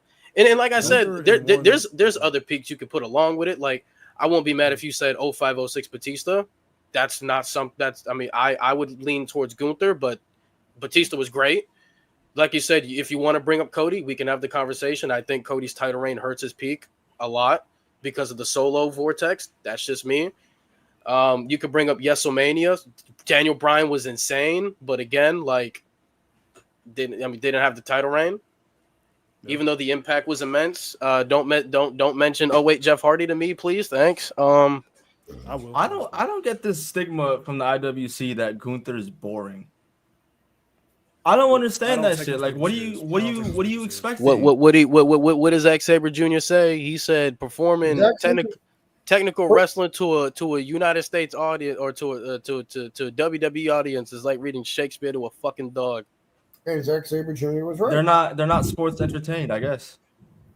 But the thing is, though, what Gunther did in his run, which was so impressive, in one run, he not only elevated other talents, he not only elevated a dead title, he elevated himself. Yeah. That kid's is why less is more. Charlotte Flair. Well then, It's one of the greatest peaks like ever. Like I personally think it's up there with 2000 Shawn Michaels in terms of in-ring quality. Like it is like that damn good. But again, back to the point with Gunther's boring. The dude has molded his style to fit WWE because your dumbass can't understand it. How hard is it to understand? I'm the ring general. This mat is sacred. Entertainers like Jey Uso and LA Knight disgust me, and I want I want to bring WWE back to being a pro wrestling company. How hard is that to understand? He's the perfect. Hey, Lewis, you know WWE fans struggle with reading comprehension. You know they need struggle with comprehension. You know they need shit broken down for them. You know that. I don't know how hard is it. I don't know how hard is it for him to look at Randy Orton and say, "Dude, you're only here because of your dad. Shut up." Like how hard is that for you to understand? All right, next question, bro. I'm gonna really get mad, it's bro. It's really as simple as people are stupid. What the fuck is this? What did I put? What are your thoughts on the Don Callis family? None. Fake ass Bobby. I have all right. I have mixed thought, Chris. I don't know if you feel the same way I do. I got mixed thoughts about the Don Callis family. I think there's some. I think there's some people in the Don Callis family that they're booking phenomenally. Like we're talking about Okada's being booked great, Takesha's being booked great, Kyle Fletcher's being booked great, Josh Alexander's starting to get on his way. Then you got motherfucking Rocky Romero. You got motherfucking Lance Archer. Like lost to Mark Briscoe last night. Like what are we doing here? Then you got Wardlow. Like what the fuck is going on? Bro, Wardlow wasn't. I don't even think Wardlow was on the show last night. I don't know what the fuck we're doing. You know what Wardlow's job is? Look, yeah. And you know what's that it should have been Lance Archer, but someone's got to take the pins. Who the fuck is Sanders? Who the fuck is this? Why did he go? Why did he run like that? Miles Sanders is still there. That's Miles Sanders. That's what I thought. I thought he was still. It's where he was last time. That's Miles Sanders. He's on Dallas. That's where he was last. I could be wrong, but I'm pretty sure that's Miles Sanders. Fuck? But how do you feel about Don Callis family, Chris? I think it's fine. I mean, me personally, I think Josh Alexander is great as a talent. I'm waiting for him to like find himself on AEW TV. I don't know how you feel. Like, do you feel like he should have been like on his own when he started, or do you like what he's been doing? Well, I like him. Because me personally, I like when a wrestler kind of like discovers themselves and puts a name for themselves in a different company. Obviously, he was in TNA before, people know that, but in AEW, you're new. You got something to prove to them. With Josh Alexander, they have been as of the last week, they have been really like working towards him to like be like to. He's not falling into the Lance Archer vortex. No. Like last week he picked up the W in the All-Star tag. Yeah. When Takeshita and Okada were beefing, and then on Collision with Kyle Fletcher in there, he picked up the W for the team. I feel like him and the Don Callis family is good, but I've watched Josh Alexander for so long that I just don't look at him as somebody's lackey. That's kind of what I was thinking, bro, because he was the longest reigning TNA champion. Yeah. TNA World Champion. So to this day, it's kind of hard to imagine him just doing Don Callis' dirty work. That's why I better envisioned him starting off on his own, fucking people up. I think him joining with it. I think if he would have started out on his own, he would have got lost in the very. I agree. I like the fact that he's in the Don Callis family. I just hope eventually he gets that spot where he's the baby face that whoops everybody's ass. I think so because I've seen like his matches with Brody King, physical as fuck, bro. I need more of that, bro. Josh Alexander is a future world. He needs to be challenging for fucking world titles soon. 100%. That's what I was hoping. That's what I was hoping with when Don Callis said he wants the AEW world title back. Like Josh Alexander picked up the last 2 W's for your team. Fucking throw him at Hangman. We got a 30-minute match between him and Hangman. Who the fuck gonna complain? Not I. Not me. I ain't complaining. I ain't saying shit. Not me. I'm gonna say more. Bro. Go an hour. Iron Man match. Go an hour. I'm saying that brother needs challengers anyway. But how do you feel, Cam? How do you feel about Don Callis family? I can't comment on my family, man. I might become a member of it. No, I'm stopping. I'm dead. Yo, Don Callis cut a promo on Collision. And he said, "Oh, Hitcher is also really good in Don Callis, by the way." But Don Callis cut a promo on Collision. He was like, man, I should know who's in the Don Callis family because I got half of them under contract. Yeah. I got half the roster under contract. I said, "Oh hell no, man." Bro, have y'all seen Don Callis on Twitter, bro? He's funny as hell, bro. Don Callis in all caps. Like somebody was Don Callis in all caps who posted a tweet about the Don Callis family. He's like the economy. He's like the economy's growing. The population is going down, but the Don Callis family continues to grow. I'm all right. Shut your ass. All right, Stop adding people, bro. Shut your ass up. First things first. Casual. Kick Rocky Romero out. Thank you. But go ahead. Yo, what's your issue with Rocky Romero, bro? In 25? He sucks. In 25? Rocky Romero in 2017 and 2016 and 19, bro. He liked that. 25? Y'all are gonna respect Roppongi Vice. I'm gonna tell y'all right now. I love Roppongi Vice. But not in 25. As a casual. Not in 25. Because like I watch AEW, but not as extensively as these guys obviously do. I will say it just feels like a little bit bloated. It is a lot of people. It is a lot of people in the Don Callis family. It is a lot of people. That's what I didn't like. That's what I don't like about AEW too. Just like I don't get why people like. It gets to a point. It gets to a point. Hey man, you wouldn't fix that. Damn, Miles Sanders. He fumbled. Ass. He I fumbled turned the the game off fucking by ball. accident. Oh wait, I'm shooting a free throw. Hold on, let me pause this shit. My bad. Brick. all right, here we go. Next topic. We can go for however long y'all want. I'm actually having fun. This keeps just keeping my mind straight. All right, fuck. I wish Cam was here, you piece of shit. Is this question about like the feud or Cody versus Roman or Hangman versus Swerve? Talking about So the feud match or or the match? feud? However y'all want it. because if it's feud, it's However Planet y'all to break it down ass, for Hangman and yourself. Swerve clear. If it's feud, Hangman and Swerve clear. Yeah. I don't think you can get worse than burning someone's fucking house down. Like the details, the layers, it doesn't even come close. Like the only feud in the modern, well, I don't want to say modern, 2020s that comes close to me between from WWE that's close to Hangman and Swerve, I think it's Punk and Drew. I Yeah, think that's easily. the only feud that comes close. Easily. All right, what's next? So yeah, Planet to ass. Cody Match versus quality, Roman or Hangman versus Swerve?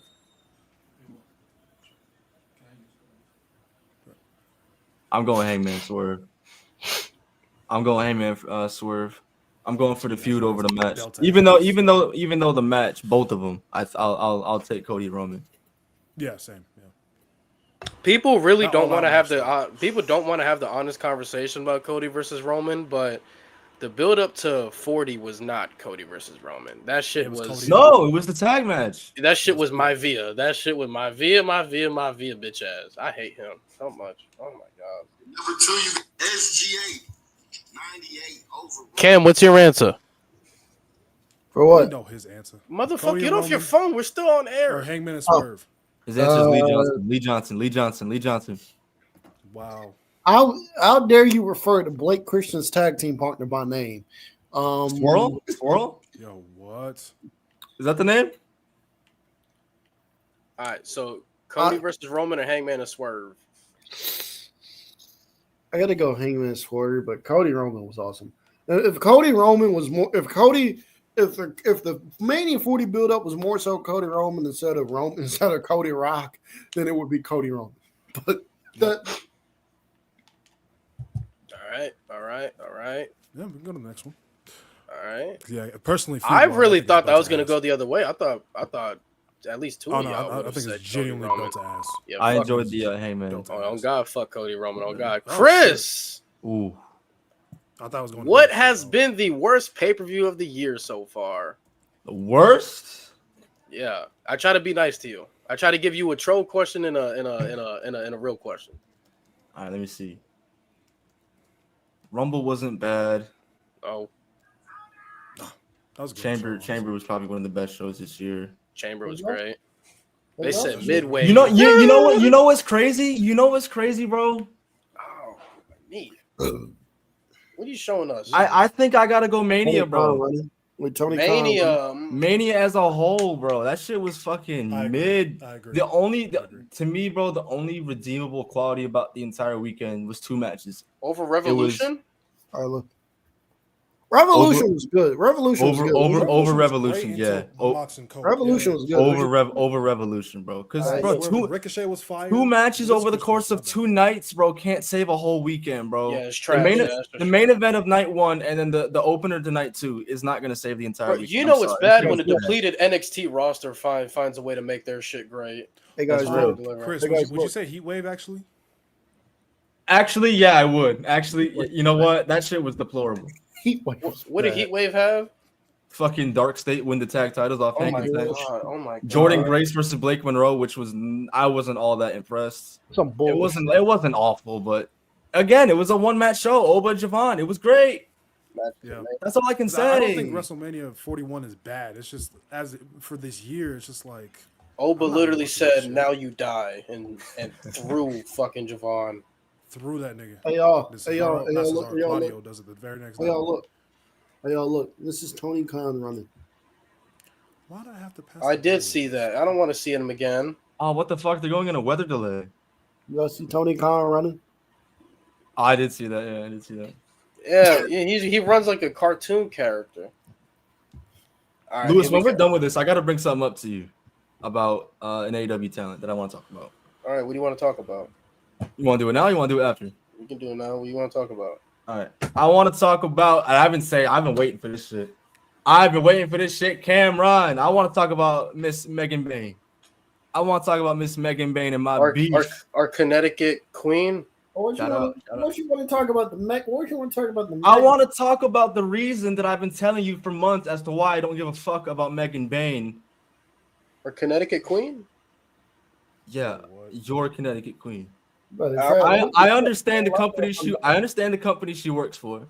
She's a great professional wrestler. When the bell rings, the woman does not talk. You do not give me a reason to care. Therefore, when the bell rings, I do not care about your matches. Bro, Now, Penelope Ford literally goes. but that takes me to my next point. Megan Bain has been on television for at least the entirety of the year, maybe even before that.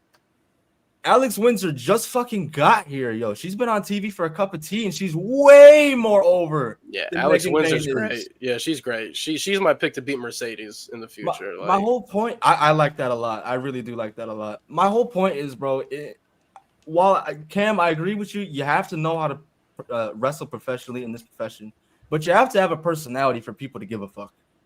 No, that I agree with. Oh God, we don't give a fuck about Wheeler Yuta. Yo, the crowd be getting hostile as fuck for Wheeler Yuta, Bro, they took, bro, you should see his shit on Collision. He's like, why y'all telling me to shut the fuck up? Oh my god. I don't know, maybe because you got a mic in your hand, dude. I don't know, man.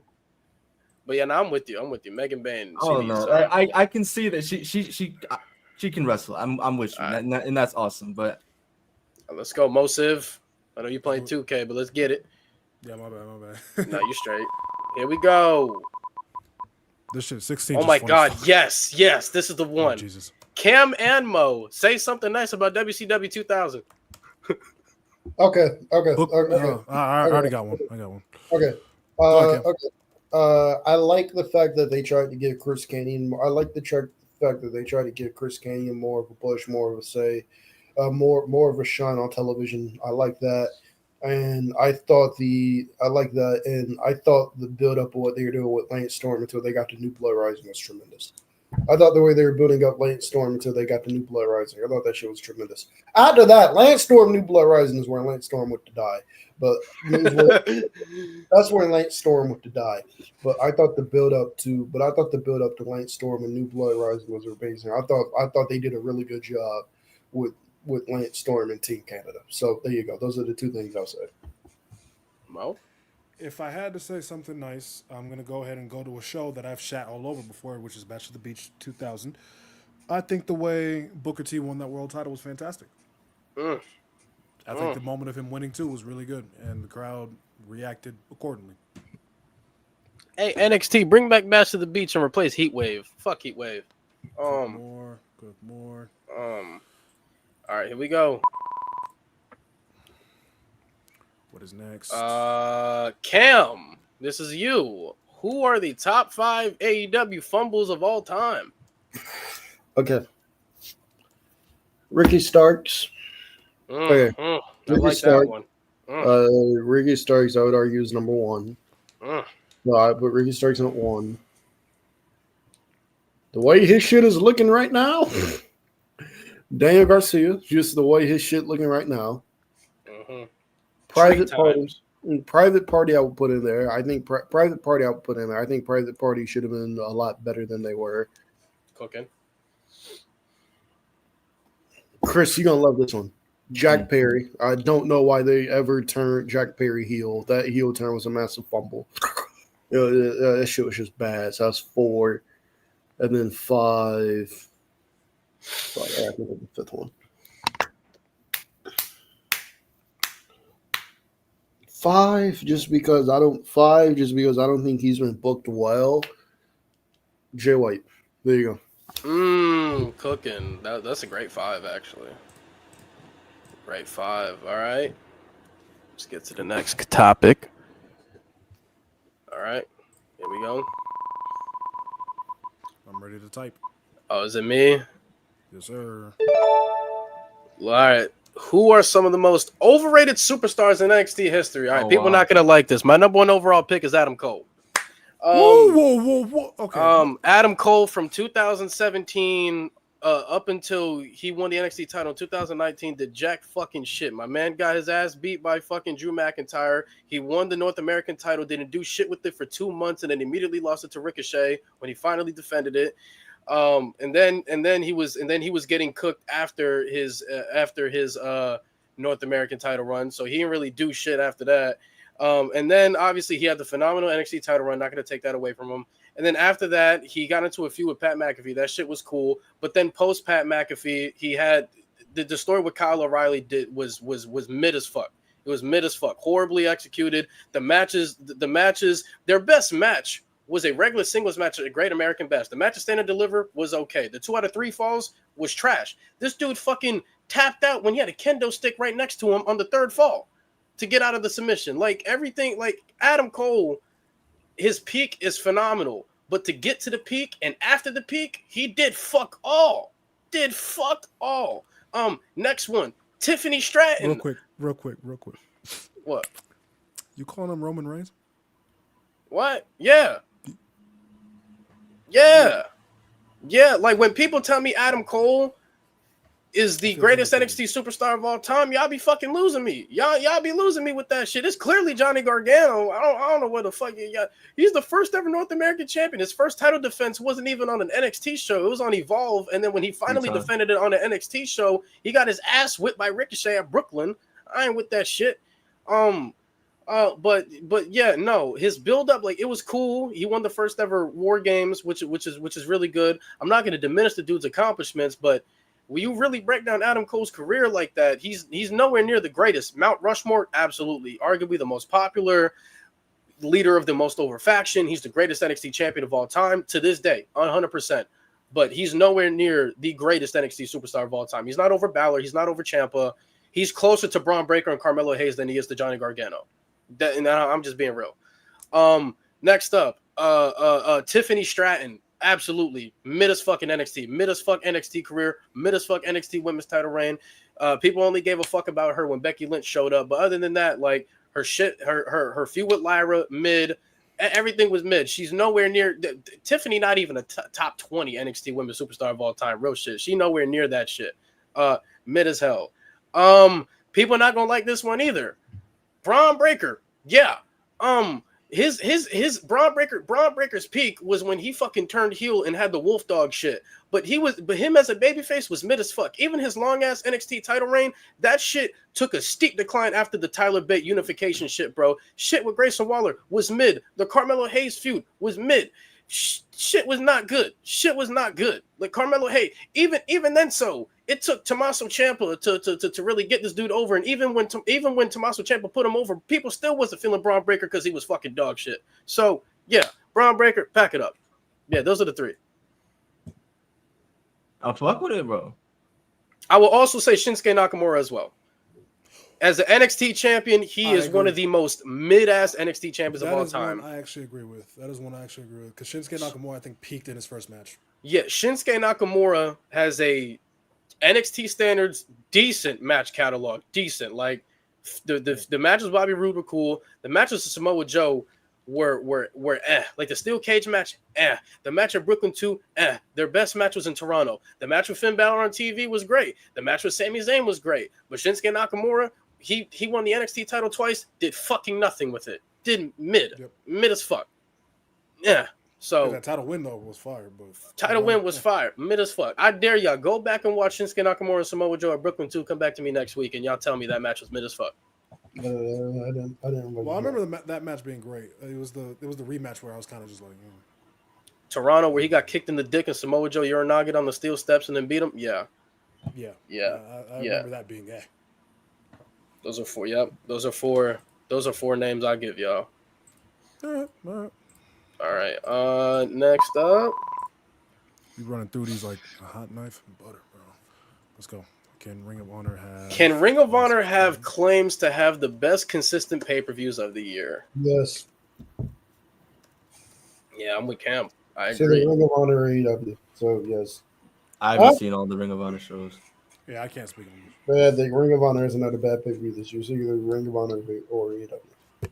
Ring of Honor pay-per-views are amazing. So yeah, it's crazy. You got Bandito leading the charge. Oh, thank God. All right, bet. Next topic. These are ones that we could just blow by. All right, let's do it. Or I don't think they need much convo, but if we have more convo, that's fine. Yeah. Why not? Let's see. What is a pay-per-view? Okay. What is a pay-per-view that everyone loves, but you think it's all right? Oh, Mo gonna hate V. Uh-oh. Let's hear it. Let's hear it. Go ahead. WrestleMania 31 is alright to me, bro. Don't do that. Like I'm not crazy about 31 like Why? the average fan. It just don't click with me, bro. Like I don't like Sting and Triple H. I could give a fuck about AJ Lee and Paige against the Bellas. The ladder match was great. I love the ladder match. Cena and Rusev, like it was cool. Cena had to beat Rusev. Rusev was cool. Brock and Roman, just their best match. The cash-in was great, but I don't really give a fuck about most of this shit on there. Like what? Ain't that the one Big Show won the Battle Royal too? Like I don't care for that either. Pre-show don't count. I don't care for that either. Hideo Itami won an NXT tournament just to get thrown out. Like I think the situation with WrestleMania 31 for me, why I liked it so much, I think it's a thing of it should have bombed so badly. It should have been what WrestleMania 32 was, considering how bad the build was. I got drafted to the fucking Pacers. I'm about to crash the fuck out. Wow. Yeah. You got drafted from my pace? You got drafted from I'm about to request a trade. You got drafted from my hold on. Yeah, 31. I think 31. Hold on now. Wait a minute. Well, what game is it? What do you mean? 16, right? Oh, 16, yeah. I'm going to be Paul Hold George. on now. Wait a minute now. My Pacers, we got Miles Turner. We got, hey, look good. Hey, look good. Go ball up there, bro. Paul George is going to need some help. Go be Paul George's help. Oh, yeah. I also don't like 31 as much as because, there's a certain somebody that always likes to come back and do certain angles and don't like to do certain matches because he's on a certain schedule. I hate that. Ronda Rousey shit literally went fucking nowhere. No, Ronda Rousey shit literally went nowhere. Like, my view want to show up and do an angle with Triple H just to not wrestle him. This shit makes me bad. What's the other guys' answers?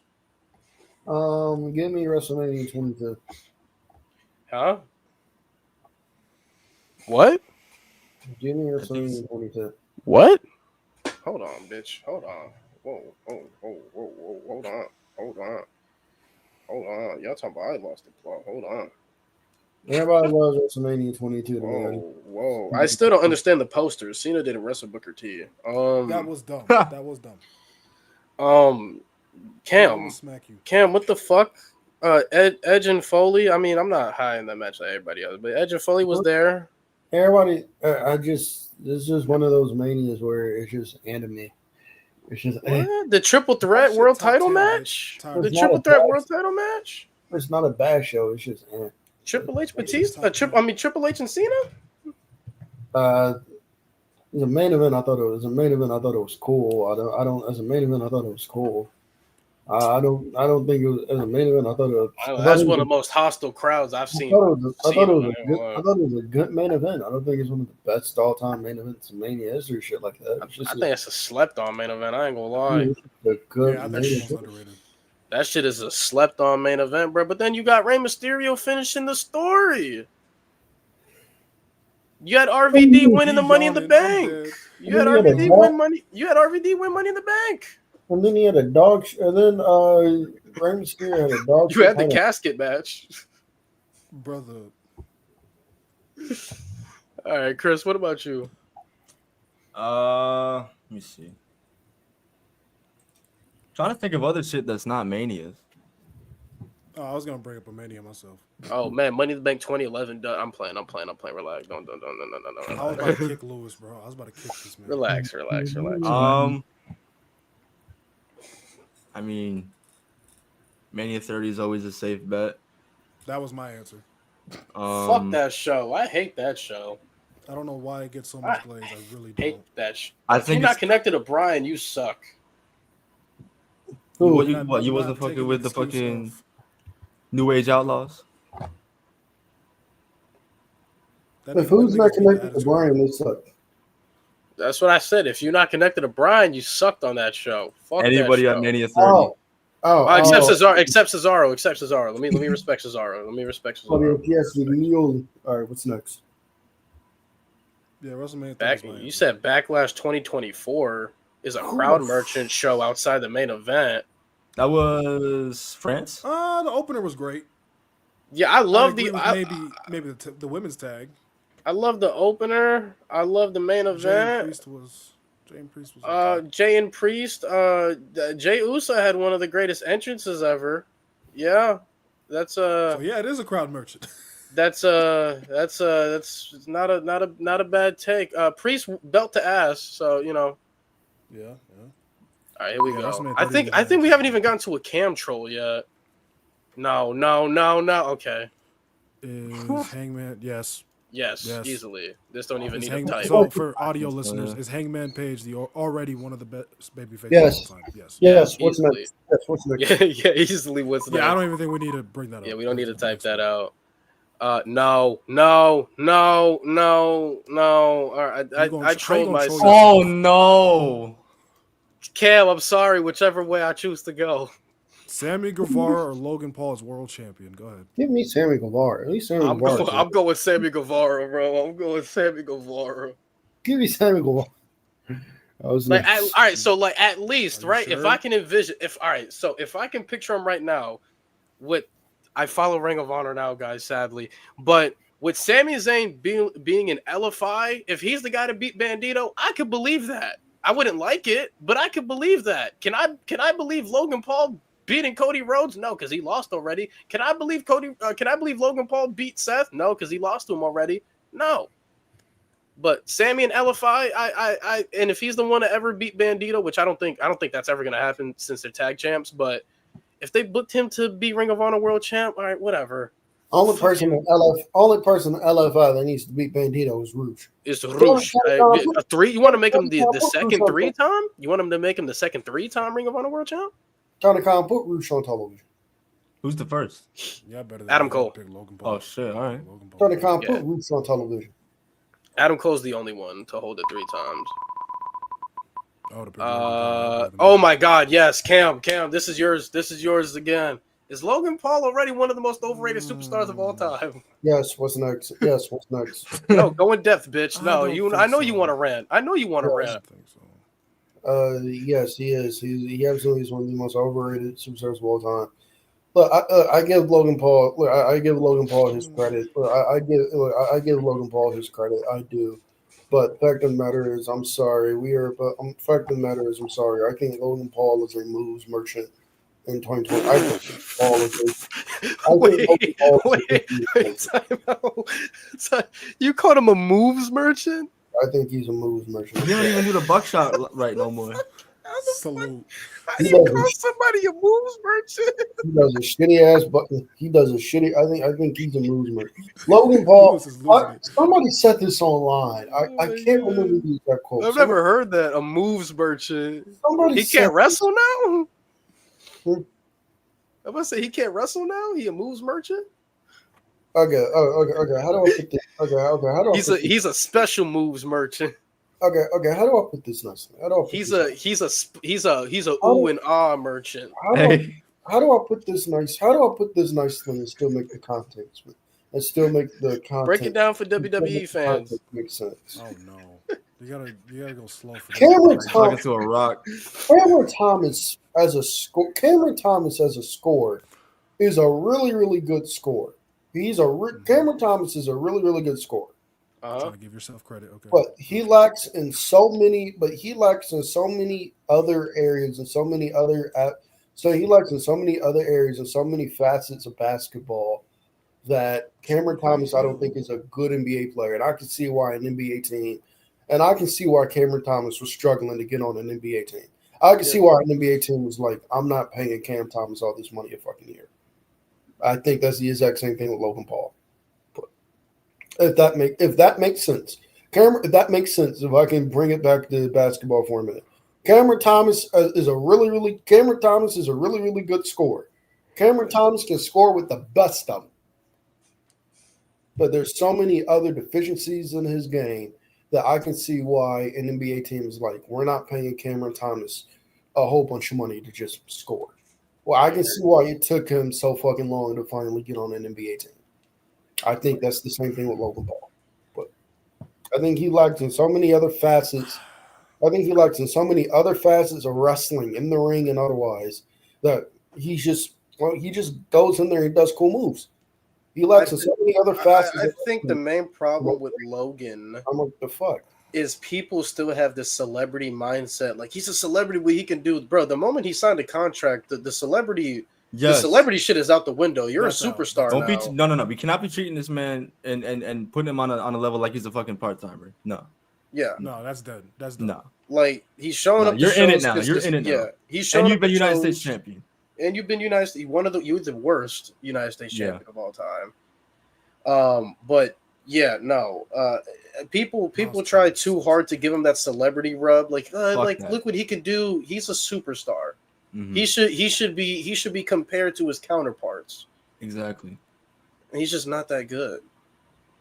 Logan Paul works the crowd all the time, bro. WWE crowd, bro. WWE gets worked by Jey Uso, bro. I'm not fucking moved, man. Come on now, like what the I fuck? just think Logan.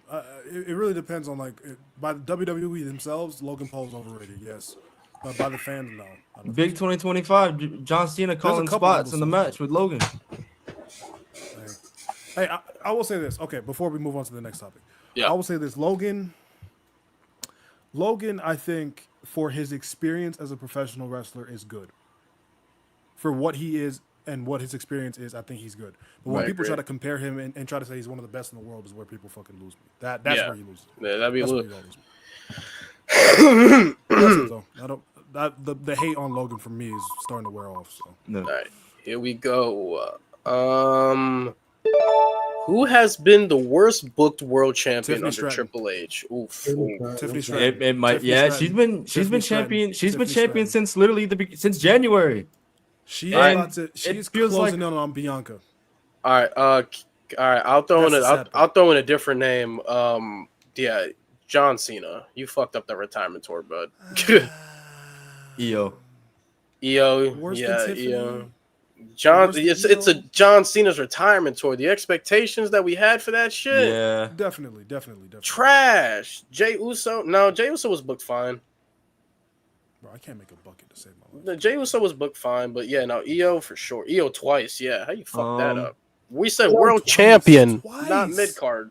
Get off my Twice. patience. Get off my patience. World You champion. over there stinging Bro, it up. bro, Miles Turner missed the open Cam, layup. who's Stop talking Cam? to Who? me. Cam, you agree with Tiffany Stratton? Yeah. What about you? I Chris? think she's terrible. I'll say Cena. I'll say go my answer. My pick is EO, but I'm cool with Tiffany Stratton. Yeah, just the fact that they did it twice with EO, crazy work. Yeah, y'all Crazy stupid. work. Fuck you. Oh, I'll also say, I'm not gonna let it go under the rug. Liv Morgan as well. Horrible. Oh yeah. Yeah. I don't think it's Tiffany or EO bad, but yeah. Yeah, horrible. All right. 4 more topics left, folks. Yeah, sorry to keep y'all. Yeah. All right, Cam. Cam. What is your favorite Jack Swagger title win? Oh, Jesus Christ. The last one. No, the next one. My favorite Jack Swagger title win. Yeah, because you have it in your watch history. Remember? I got it. Fuck you, Oh, boy. yeah. If y'all didn't remember, if y'all didn't remember, I went into Cam's YouTube account and I searched up Jack Swagger title wins and I watched all of them. Let me look up Jack Swagger. Let me see what titles he has. ECW title? Let me go to his Wikipedia. I mean, his match with Matt Hardy for the ECW title. was good. Championships and accomplishments. Which one? The Royal Rumble one? All right, so here's his. Here are his championships and accomplishments. He's a former 5-star wrestling champion. He's an all-star. He's a former FCW champion, a former FCW Southern Heavyweight champion. He's a Lucha Underground champion, Lucha Underground Get to the Gods champion. He's a Northeast Wrestling champion, a PPW champion, World Class Revolution, whatever the fuck that is, champion. Oh, and he won the bragging rights trophy. So there you go. The bragging rights trophy. Champion, an FCW champion, a World Heavyweight champion. But my favorite title win, if I had to break it down, I'm gonna go with Northeast Wrestling. I'm gonna go with Northeast Wrestling. I'm gonna go with that promotion. Shout out. I don't know who he beat for the title, but shout out to him. Actually, let me look it up. Let me see who he beat. Man. Who did Jack Swagger? I thought they said he's the last ever Lucha Underground champion. That's no That wonder is they went. sad. Lucha Underground, please come back. We can't let you like this. Lucha Underground, your legacy can't be tarnished. Damn. Turn the wheel. Hold on, I'm really trying to see this. Hold on, Northeast said Wrestling turn World instead of Title. spin. Who did Swagger beat? Let me see. Championships. You don't New find out heavyweight that champion. Yeah, hold on. Let me see. Mo, have you had a Reese's yet today? Absolutely not. Why? Chris, have you had an Oreo today? I haven't had an Oreo this year. He Okay. beat I know who he beat. He beat Wrecking Ball. Who the You fuck might as well is just that? beat me, bro. I and then he lost the title to Brad Hollister. My first bucket is a free throw. Oh my god. SGA. All right. Shut your ass up. All right, 3 more. This is a good one. All in 2025 or All Out 2021. I don't know why this says 2, but it's supposed to be 21. Oh, I was about to shit. say, You already know my answer. All in 2025. All I'm in still biased 2025, towards but All Out. All in 2025, I think had the much better matches, but overall for moments, I think All Out 21 had the better moments. Yeah, I So give think me for All Out. my taste in wrestling, I just And think I will All Out say, had the I will complete say package. this about All In and All Out. All In felt like AEW finally submitting to the world that they're here to stay. That's what I think All Out 21 was. It felt like them submitting to the world that we're here to stay. All Out 20. It was All Out 21 and All In 25, right? Yeah. Okay, All In 25 felt like them telling the world we're back. It felt like them telling the world we're Yeah. back. Yeah. So I'm gonna go all in 25. I mean, aside from the shit being 6 hours, shout out Rough. Lewis for That's sticking my with me whole through that shit. Rough. That's my- But not. I think the main event gave you. I mean, before that, I would have said Brian at all in 24, but all in 25 main event gave you probably the greatest moment aside from Punk Yes. debuting in AEW history. With you, man. How do you With let me you. get that? Yeah, no, There I'm we going go. All Out, just personally. Next one. It's like watching a fucking Christmas Story with fucking All right. All In. Where will Cody rank all time when he is done? top 10, top Top 10, 15. top 10. I think top 15 is comfortable. Top 10 to 15, I would say. I When you agree. look I at think what we can Cody move on has to the last one. done, when you look at what Cody has done, Cody was a very, very good mid carder before Stardust.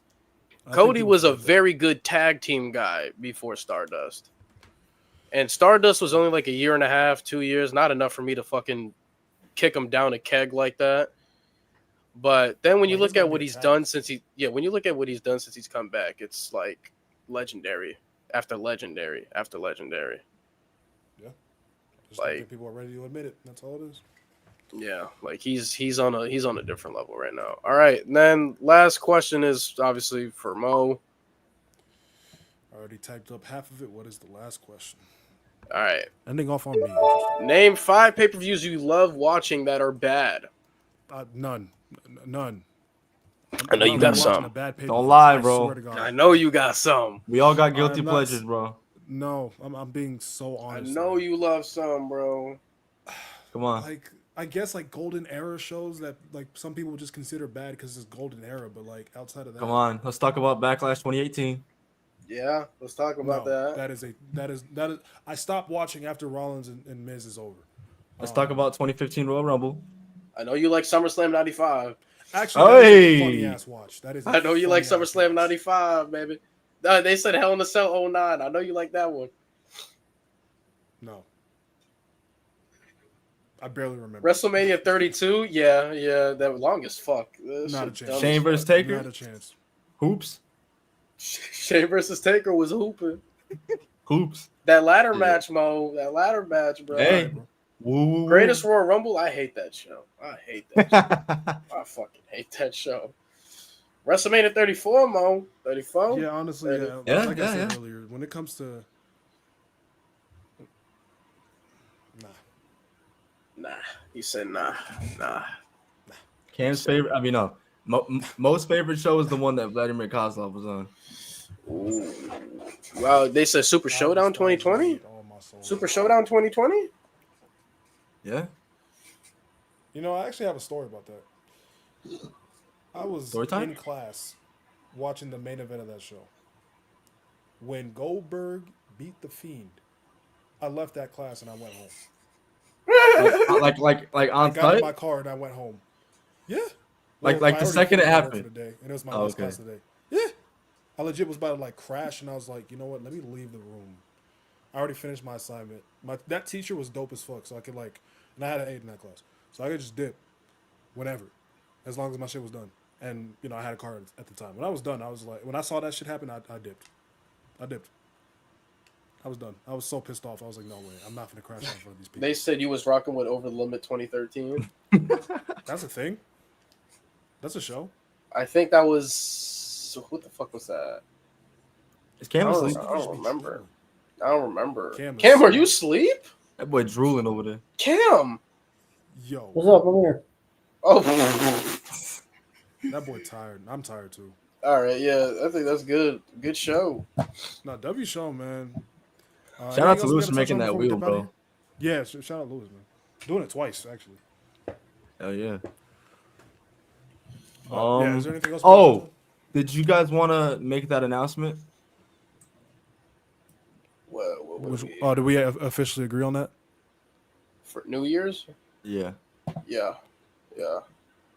Yeah, so we're I guess we're moving the I was gonna ask y'all if we're confirming that.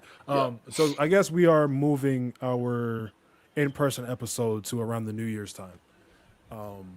For different reasons, different circumstances. So it would probably be easier for me anyway.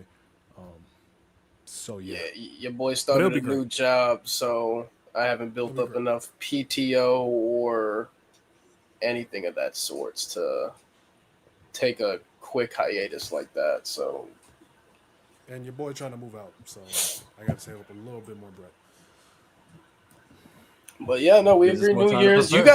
guys will get that episode. Trust. You Yeah, guys yeah. gonna get it. By the end of the year. And we'll still think of something great for episode 100, bro. Because it's coming up. Facts.